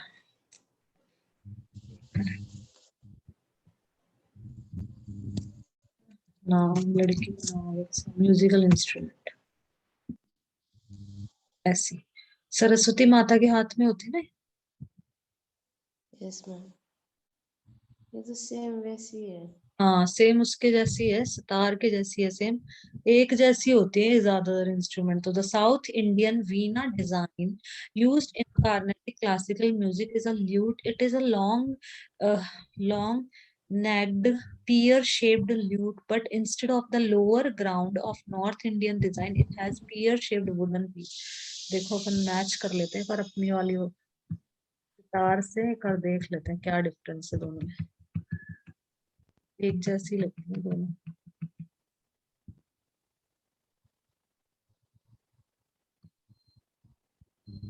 सितार है अपना, इसमें भी ऊपर ये है और नीचे ऐसा है. इसमें भी ऐसा ही है, ऊपर ये और नीचे ऐसा.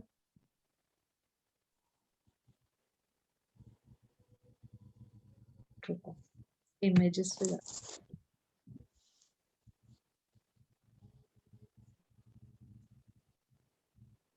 दिख रहा है तुमको डिफरेंस? देखो तो कुछ डिफरेंस दिख रहा हो तो. इसके ऊपर ये वायर लगे हुए हैं सारे इस तरीके से, है ना. ये शायद वायर नहीं दिख रहा इसमें ढंग से, इतना स्ट्रेच्ड वायर नहीं दिख रहा इसमें.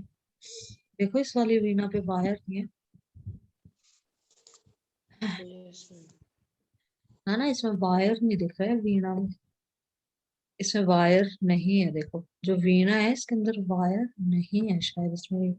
इस तरह से जो हारमोनियम में नहीं होते हैं वो से हाथों से बजाने वाले, वो लग रहे हैं इसमें. ये सितार और वीणा, रुको इसको बड़ा करके देखते हैं.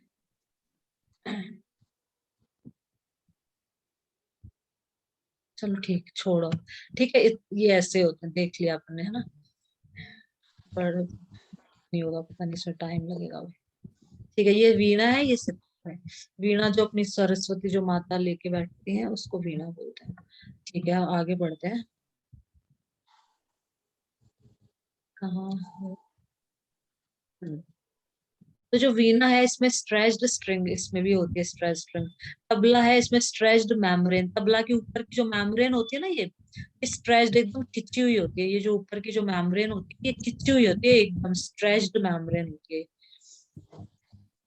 तो इस पे अपन बजाते हैं तो वाइब्रेट होती है, बाकी के अपन को खुद को फिल करने हैं।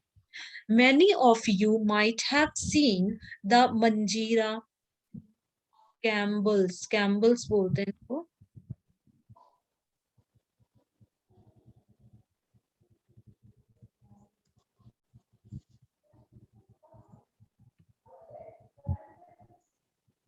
मंजीरा ये देख लो यहाँ पे, जो अपन उसमें बजाते हैं ना, जब अपन आरती करते रहते हैं मंदिर में, तो दो पकड़ा देते हैं ना कि तुम भी लो कुछ पकड़ लो, तो अपन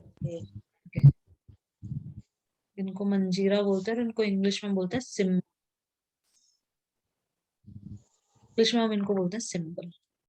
One of a pair of a round metal plate used as a musical instrument. Cymbals make a loud ringing sound when you hit them together or with the stick. जब आप इनको एक दूसरे के साथ में हिट करते हैं या फिर किसी स्टिक के साथ में, जो बड़े बड़े होते हैं इनको स्टिक के साथ में भी देखा होगा ना, जो गाने बजाने वाले ये स्टिक से भी इनको हिट करते हैं।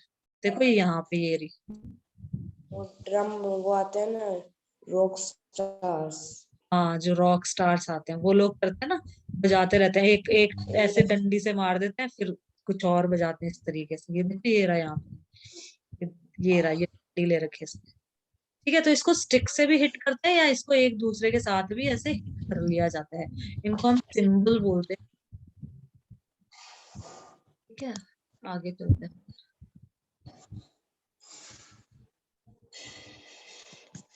them together or with a stick symbol। ठीक है, तो आपने सिंबल देखा होगा, many of you might have seen the मंजीरा सिंबल्स, द घातम एंड द नूट, मुड पॉट और कार्टल, ये सारे दिखा देते हैं।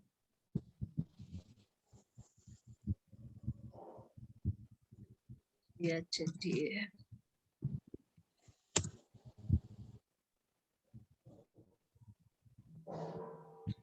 घाटम क्या होता है? अ साउथ इंडियन क्लासिकल, इसकी इमेज भी दिखा दूंगी अभी। A south Indian classical percussion instrument shaped like a pot. दक्षिण भारतीय शास्त्रीय ताल, तालवाद, उसको मटके को नहीं बजाते रहते हैं, देखा होगा कोई बजाते, मटके को भी ऐसे बजाते रहते हैं, देखो इसको बोलते हैं घाट। कहाँ पे?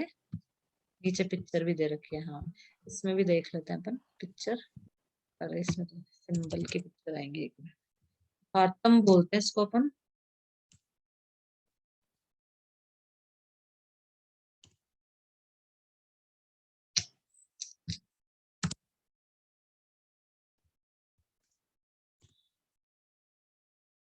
ये देखते हैं मटका, ठीक है, ये दे रखी पिक्चर, इसको बजाते हैं जैसे। मटके कोई बजाते हैं। हाँ मटके को ही बजा लेते हैं और क्या। घाटम बोलते हैं इसको, घाटम। मटके को बजाते ना गाना गाते गाते, कभी देखना किसी उसमें जैसे साउथ इंडियन में होते हैं। साउथ इंडियन का कोई प्रोग्राम होगा ना, तो उसमें लोग मटके को ही बजा लेते हैं।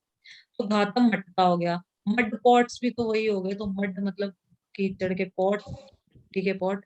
घातम and the nut and the kartal, चलो फटाफट दिखा देते, नूट और कार्टल। रोटी नूट, नूट तो इसमें आ नहीं रहा।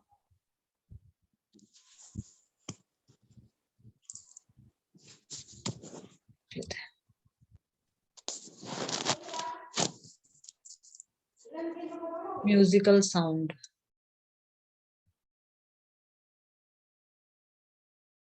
मैंने दिखा रखा वही होता है नूट, मतलब इसने लिख दिया ना फिर यहाँ मड पॉट्स, मड के ही पॉट होते हैं। एंड द कार्टल, कार्टल का देख लेते हैं, नूट तो मड पॉट पॉट ही लिखा है इसने, कार्टल का देख लेते हैं हम।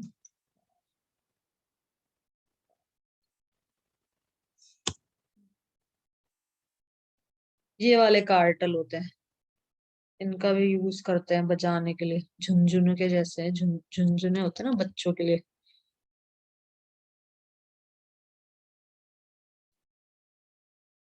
झुनझुने जैसे लग रहे हैं थोड़े। ये कहाँ यूज किए जाते हैं देखे तो इनको। उनको हाथ में ऐसे पकड़ के ऊपर नीचे दोनों में पहन के ऐसे बजाते हैं। हाँ, तो इसको अपन वो देख ले, मतलब कौन सी जगह पे यूज करते हैं इनको।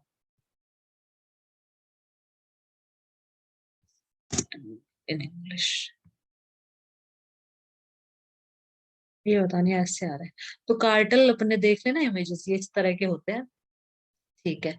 तो these musical instruments are commonly used in many parts of our country. अपनी कंट्री के बहुत सारे पार्ट्स में इनको यूज किया जाता है।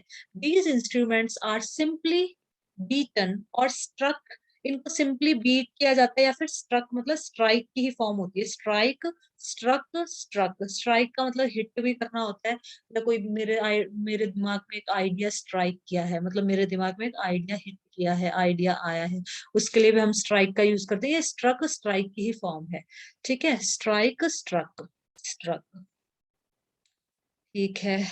और एक होता है स्टक। स्टक मतलब कहीं पे अटक जाना, वो अलग होता है, STUCK होता है वो स्टक। तो these instruments are simply beaten और स्ट्राइक स्ट्रक। इन सिंपली इनको बीट किया जाता है, मारा जाता है, ऐसे मार के बजाया जाता है, या फिर इनको स्ट्राइक किया जाता है, ठीक है, मतलब इनको स्ट्रक किया जाता है। Can you name a few other musical instruments of this type? क्या आप कुछ और म्यूजिकल इंस्ट्रूमेंट्स के नाम बता सकते हो? You too can make a musical instrument. आप भी म्यूजिकल इंस्ट्रूमेंट बना सकते हो। मंजीरा का भी देखो यहाँ दिखा रखा है। A few more musical instruments. 13.5 activity.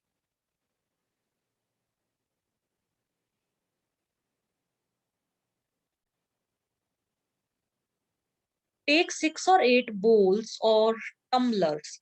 6 और 8, या तो बोल ले लो, बोल मतलब कटोरिया ले लो, या फिर टम्बलर्स ले लो। टम्बलर मतलब ग्लास, या फिर ग्लास शेप का, या इस तरह का कुछ भी टम्बलर ले लो, ठीक है।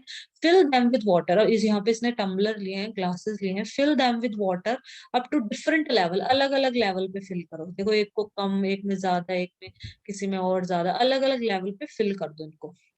Increasing gradually from one end to the other, मतलब इंक्रीजिंग ग्रेजुअली, इसमें थोड़ा, फिर इससे ज्यादा, फिर इसमें इससे ज्यादा, इसमें इससे ज्यादा, इस तरह से थोड़ा थोड़ा इंक्रीज करते जाओ। ग्रेजुअली का मतलब होता है धीरे धीरे। Increasing gradually from one end to the other. Now take a pencil and strike the bowls gently. अब जो पेंसिल है वो लो और स्ट्राइक करो उस पेंसिल से, बोल्स को जेंटली स्ट्राइक करो, आराम से। Strike all of them in succession. Succession का मतलब पहले इस फर्स्ट वाले को, फिर दूसरे वाले को, तीसरे वाले को, ऐसे सक्सेशन में इनको स्ट्राइक करो। You will hear pleasant sounds. तो आपको प्लेजेंट, सुहावनी, बहुत ही अच्छी साउंड सुनाई देगी। दिस इज योर जल तरंग। तो ये आपका इंस्ट्रूमेंट हो गया जल तरंग। तो आप ऐसे इंस्ट्रूमेंट बना सकते हो। When we pluck the string of an instrument like the sitar, the sound that we hear is not only that of the string. जब हम सितार की स्ट्रिंग को प्लग करते हैं तो सिर्फ स्ट्रिंग की साउंड नहीं सुनाई देती हमको। The whole instrument is forced to vibrate. वो जो पूरा इंस्ट्रूमेंट होता है, वो पूरा इंस्ट्रूमेंट को एक तरह से फोर्स किया जाता है वाइब्रेट होने के लिए। And it is the sound of the vibration of the instrument that we hear. और वो जो वाइब्रेशन होती है पूरे इंस्ट्रूमेंट से ही आती है, एक तरह से जो हमें सुनाई देती है। सिमिलरली मतलब पूरा इंस्ट्रूमेंट ही एक तरह से वाइब्रेट, साउंड वाइब्रेशन प्रोड्यूस करता है। Similarly when we strike the membrane of a mridangam, the ये भी कोई वो होता होगा म्यूजिकल इंस्ट्रूमेंट। चलो देख लेते हैं इसको भी। मृद, ये भी साउथ इंडियन का ही लग रहा है, पता नहीं।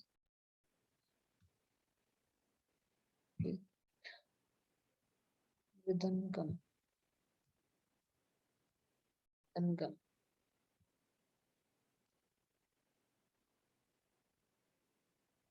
अरे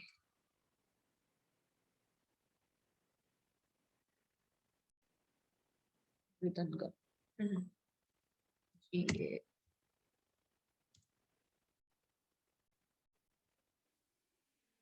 मृदंगम, मृदंगम का मतलब होता है अ barrel shaped drum from south India. ये भी साउथ इंडिया का, ये specially used in Carnatic music, मतलब कर्नाटक संगीत में प्रयुक्त दक्षिण भारतीय ढोलक मृदंग एक तरह का ढोलक होता है, बैरल शेप्ड होता है, मतलब बीच में से मोटा और ऊपर से पतला जो होता है उस तरीके। ये ढोलक, अरे तो अपन यूज भी करते हैं देखो। इसको क्या बोलते हैं? मृदंग। इसको अपन तो ढोलक ही बोलते हैं। ठीक है, तो ये जो देखो यहाँ बीच में से उठा हुआ भी होता है यहाँ से, और बैरल की शेप का होता है। बैरल जिसमें वो तेल के वो नहीं ले जाते, तेल भर के ले जाते हैं। बैरल, बैरल भी इसी शेप के होते हैं ना, लेकिन बड़े बड़े होते हैं। ठीक है, तो इसको बोलते हैं मृदंगम। मृदंगम बोलते हैं इसको, अपन ढोलक भी बोलते हैं। ढोलक भी सही है, देखो दक्षिण भारतीय ढोलक। अपने यहाँ पे ढोलक बोला जाता है, और ये साउथ इंडियन लोग इसको मृदंगम बोलते हैं।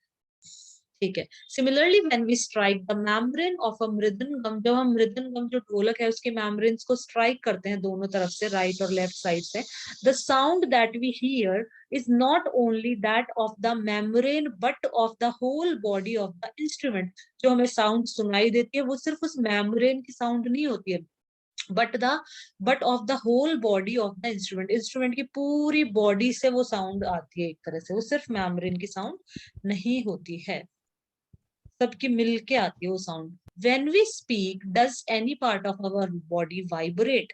जब हम बोलते हैं तो क्या हमारे बॉडी का कोई पार्ट, जैसे गला, अगर मैं गले पे हाथ लगा दूं बोलते टाइम, मैं बोल रही हूँ और मैं अपने गले पे हाथ लगा के रखूं, तो मुझे वाइब्रेशन फील्स होंगे, क्योंकि अपने अपनी भी बॉडी का पार्ट वाइब्रेट करता है। अपना गला है जो वो वाइब्रेट करता है, जो अपना वॉइस बॉक्स है वो वाइब्रेट करती है, और बाहर से अपन स्किन से अपन को फील भी हो सकता है। Sound produced by humans. Speak loudly for a while or sing a song. एक loudly बोलो थोड़ी देर के लिए, या फिर कोई गाना गाओ। और buzz like a bee, या फिर bee की तरह buzz करो, जैसे bee करती है ना उसकी तरह buzz करो। ऐसे करती है ना bee, तो उसकी तरह करो। और Put your hand on your throat as shown in figure 13.8। अपना जो हैंड है वो अपने थ्रोट पे, अपने गले पे रख लो। Do you feel any vibrations? क्या आपको कोई वाइब्रेशन फील होता है? क्या आप कोई वाइब्रेशन फील करते हो? यस, फील करते हैं। बी मतलब मधुमक्खी। जो मधुमक्खी कैसे आवाज करती है? इस तरह से आवाज करती है ना। अ ब्लैक और yellow insect that live in large groups and that makes a sweet substance that we eat. Honey जो बनाती है। समूह में रहने वाली काली और पीली मक्खियां जो शहद बनाती है, मधुमक्खी। ठीक है, तो in humans the sound is produced by the voice box. Humans के अंदर साउंड किससे प्रोड्यूस होती है? वॉइस बॉक्स होता है अपने अंदर, जिसको अपन लायर नेक्स भी बोलते हैं, या फिर अपन इसको वॉइस बॉक्स भी कह सकते हैं। तो ये जो वॉइस बॉक्स होता है, ये जो लायर नेक्स होता है, ये साउंड प्रोड्यूस करता है। Put your fingers on the throat and find a hard bump that seems to move when you swallow.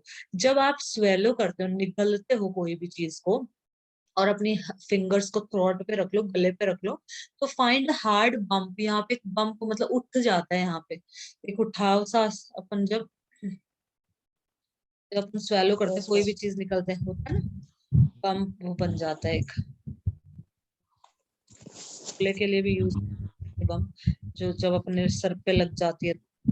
Bye accident when you are moving, गति में रहते हुए किसी से टकराना। She bumped into a lamp post because she wasn't looking where she was going। Bumped मतलब उसमें टकरा गई। To hit something against or something by accident, किसी से अचानक टकरा जाना। To move along on a rough surface।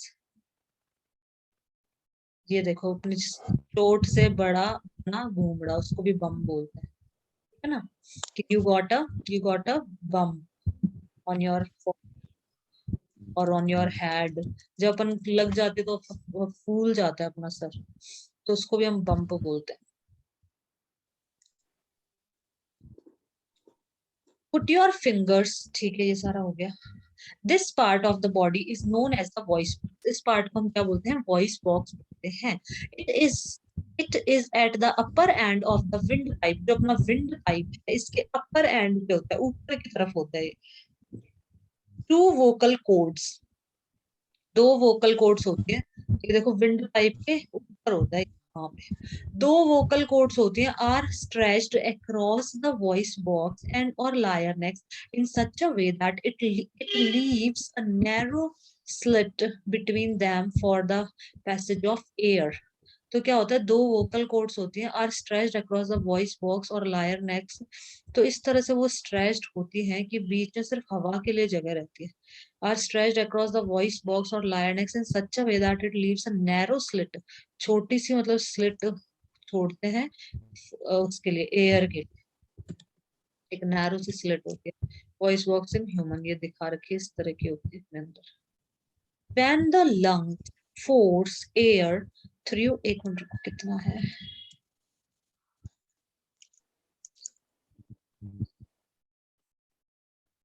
Activity, sound needs a medium to propagate. ये मीडियम टू प्रोपेगेट तो अपन कल पढ़ेंगे, चलो इसको अपन फटाफट खत्म कर देते हैं, इससे पहले का आज खत्म कर लेते हैं। When the lungs force air through the slit, जब जो लंग्स होते हैं अपने, जो फेफड़े होते हैं, वो एयर को फोर्स करते हैं बाहर की तरफ इस स्लिट के थ्रू। ये जो स्लिट है, ये जो मतलब जो बीच में कट है, इसके थ्रू जब ये फोर्स करते हैं एयर को बाहर की तरफ, द वोकल कॉर्ड्स वाइब्रेट। तो वोकल जो कॉर्ड्स होते हैं ये वाइब्रेट करते हैं दोनों के दोनों, प्रोड्यूसिंग साउंड। और साउंड प्रोड्यूस होती है जो अपनी सांस की आवाज है उनको। एयर को, लंग्स एयर को है ना बाहर की तरफ भेजते हैं और लंग्स, फिर ये वाइब्रेट होते हैं, ये जो 2 वायर हैं ये तो। ये हाँ, ये दोनों वाइब्रेट होते हैं। ये दोनों के दोनों, तब अपनी सांस की आवाज नहीं आती, अपन सांस लेते हैं तो अंदर लेते हैं और बाहर भी छोड़ तो आवाज आती है ना हमको, तो वो इसी वजह से फिर आती है। तो when the lungs force air through the slit, जब लंग्स फोर्स करते हैं एयर को बाहर की तरफ, फोर्स करते हैं एयर को, तो द वोकल कॉर्ड वाइब्रेट, जो वोकल जो 2 कॉर्ड्स हैं ये वाइब्रेट होते हैं और साउंड प्रोड्यूस करते हैं। Muscles attached to the vocal cord, इन वोकल कॉर्ड से मसल्स भी अटैच होती हैं कई सारी, तो can make the cord tight और लूज। और जो मसल्स होती है वो इन कॉर्ड को टाइट और लूज बना देते हैं, मतलब खींच लेते हैं तो टाइट हो जाता है, और रेस्ट पे रहते हैं तो वो हो जाता है। जब अपन बोलते हैं तो हो जाता होगा टाइट, क्योंकि बोलते हैं तो टाइट हो जाता है, और रेस्ट पे रहते हैं तो लूज हो जाती है। तो मसल्स ये काम करती हैं। The vocal cord are tight and thin, बहुत ही टाइट होते हैं और थिन होते हैं, पतले होते हैं। द टाइप और quality of voice is different from that when they are loose और थिक। जब ये लूज होते हैं तब अलग तरह की आवाज आती है, जैसे अपन एकदम आराम से बोल रहे हैं तो अलग आवाज आती है ना, और मैं एकदम मतलब तन के जब स्ट्रेच्ड हो जाए, मसल बहुत ज्यादा टाइट हो जाए और मैं एकदम गुस्से से बोल रही हूँ, चिल्ला के बोल रही हूँ, तो मेरी आवाज थोड़ी अलग हो जाएगी। तो loose and thick, let us see how the vocal cords function. तो जब लूज और टाइट होते हैं तो अलग अलग तरह की थोड़ी आवाज में मतलब थोड़ा सा वेरिएशन हो जाता है। Quality of voice is different, अपनी जो वॉइस की क्वालिटी होती है थोड़ी अलग हो जाती है। जैसे कि take 2 rubber strips, take 2 rubber, take 2 rubber strips of the same size की 2 रबर की स्ट्रिप ले लो। फिर क्या करना है, place these 2 pieces one above the other and stretch them tight, एक दूसरे के ऊपर रख दो और टाइटली उनको खींच लो, स्ट्रेच कर लो। Now blow air through the gap between them. वो अच्छा, ये दो तो वोकल कॉर्ड बना दी इन्होंने, और फिर इनके बीच में जो गैप है, वो जो ऊपर अपने वोकल कॉर्ड के बीच में जो गैप बता रखा है ना, नैरो स्लिट बता रखे है जो, तो स्लिट का मतलब होता है चीरा, होता है स्लिट का मतलब उस नैरो, उसको वो स्लिट बोला है इन्होंने, नैरो गैप को। सिल्ट का मतलब तो बजरी होती है, और स्लिट, स्लिट का मतलब होता है चीरा, दरार। अ लॉन्ग नैरो कट और ओपनिंग, ओपनिंग है अपने वाले में, ठीक है। चीरा या दरार, लंबा सकरा कटाव या छेद, long skirt is to make a long narrow cut in something. तो एक स्लिट लगेगा कि एक चीरा लगेगा इसमें, क्योंकि ये कुछ भी अपने लग गई, कुछ हो गया, कोई ऑपरेशन हो रहा है, डॉक्टर बोलता है ना कि एक हल्का सा स्लिट आएगा। ये तो, और अपना जो अपने पढ़ा था ना, वो सिल्ट, SILT, उसमें IL पहले आ जा, इस वाली स्लिट में तो L पहले आ गया और I बाद में स्लिट। और सिल्ट जिसका मतलब वो बजरी होता है, कीचड़ बजरी जो भी होता है, नदी के तले और किनारे पर जमा रेत, मिट्टी या कीचड़ दाग, सैंड, सॉइल और mud that collects at the sides और on the bottom of a river. Silt मतलब कीचड़ जो जो ये होता है SILT। ठीक है, अब आगे पढ़ते हैं अपन। थे हाँ, तो 2 रबर की स्ट्रिप्स ले ली और फिर उनको स्ट्रेच कर लिया और फिर एयर ब्लो करो, मतलब फूक मारो through the gap between them, उनके बीच में जो गैप है, जैसे लड़की फूक मार रही है इस तरह से, पहले ऐसे रख दो एक दूसरे के ऊपर जैसे पिक्चर में दिखा रखा है, दोनों को पकड़ लो और फिर ऐसे दोनों के बीच में फूक मारो। फिर क्या होता है? पिक्चर में है, क्या कह रहे हो? पिक्चर में ये क्या पेपर है? हाँ, 2 पेपर ले लो, 2 पेपर। इसने क्या लिखा है यहाँ पे, एक मिनट को, इसने क्या लिखा था? रबर की स्ट्रिप्स। हाँ, रबर की स्ट्रिप्स, क्योंकि रबर क्या है, वाइब्रेट, जो अपना रबर होता है ना, जैसे बलून होता है उसके ऐसे काट लो इस तरीके के, क्योंकि रबर में वाइब्रेशन अपन को फील हो जाएंगे ना, इसलिए। तो रबर की स्ट्रिप्स ले लो। पेपर में तो वाइब्रेशन फील हो जाएगा क्या? पेपर में करके देख लेना, पेपर में। तो रबर की स्ट्रिप्स ले लेना सेम साइज की, जैसे इस तरीके रेक्टेंगुलर शेप की ले लो, या कोई भी कैसी भी ले लो, किसी भी शेप की, लेकिन एक दोनों एक जैसी होनी चाहिए, एकदम। और उनको ऊपर नीचे रख लो और फिर बीच में फूक मारो, blow air through the gap between them, उनके बीच में जो गैप है वहां पे एयर को ब्लो करो, फूक मारो। As the air blows through the stretched rubber strips, rubber strip के बीच में से जब एयर ब्लो होगी, अ साउंड इज प्रोड्यूस्ड, एक साउंड प्रोड्यूस होगी। You can also take a piece of paper, हाँ पेपर भी ले सकते हो आप, with a narrow slit and hold it between your fingers as shown in figure, जैसे फिगर में दिखा रखा है वैसे आपको होल्ड करके रखना है। Now blow through the slit and listen to the sound, our vocal cords produce sound in the similar manner, अपने वोकल कॉर्ड भी ऐसे ही साउंड प्रोड्यूस करते हैं। देखो पेपर से ये बच्चा कर रहा है, इस शेप का बनाना है पेपर को, यहाँ से थोड़ा काट लो, खोल दो, यहाँ से थोड़ा ओपन है, यहाँ से फूक मारो, ये स्लिट बन गया ना, नैरो स्लिट, ये देखो, यहाँ पे फूक मारो और तो फिर आवाज आएगी। Working of vocal cord, vocal cord भी ऐसे ही काम करता है। ये पढ़ लेते हैं ये वाला, पिंक पिंक, फिर ये नया टॉपिक कल स्टार्ट करेंगे। The vocal cord is in man are about 20 mm long, man में तो 20 mm लॉन्ग होता है, वुमन में 15 mm लॉन्ग होता है, वुमन का वोकल कॉर्ड छोटा होता है। Children have very short vocal cord, जो बच्चे होते हैं उनका और भी शॉर्ट होता है vocal cord. This is the reason why the voices of man, woman and children are different, इसी वजह से मैन, वुमन और चिल्ड्रन की जो वॉइसेस होती हैं वो डिफरेंट होती हैं, अलग अलग होती हैं। ठीक है अभिमन्यु, ये अपन कल करेंगे। अब sound needs a medium to propagate, ठीक है। Yes, ma'am.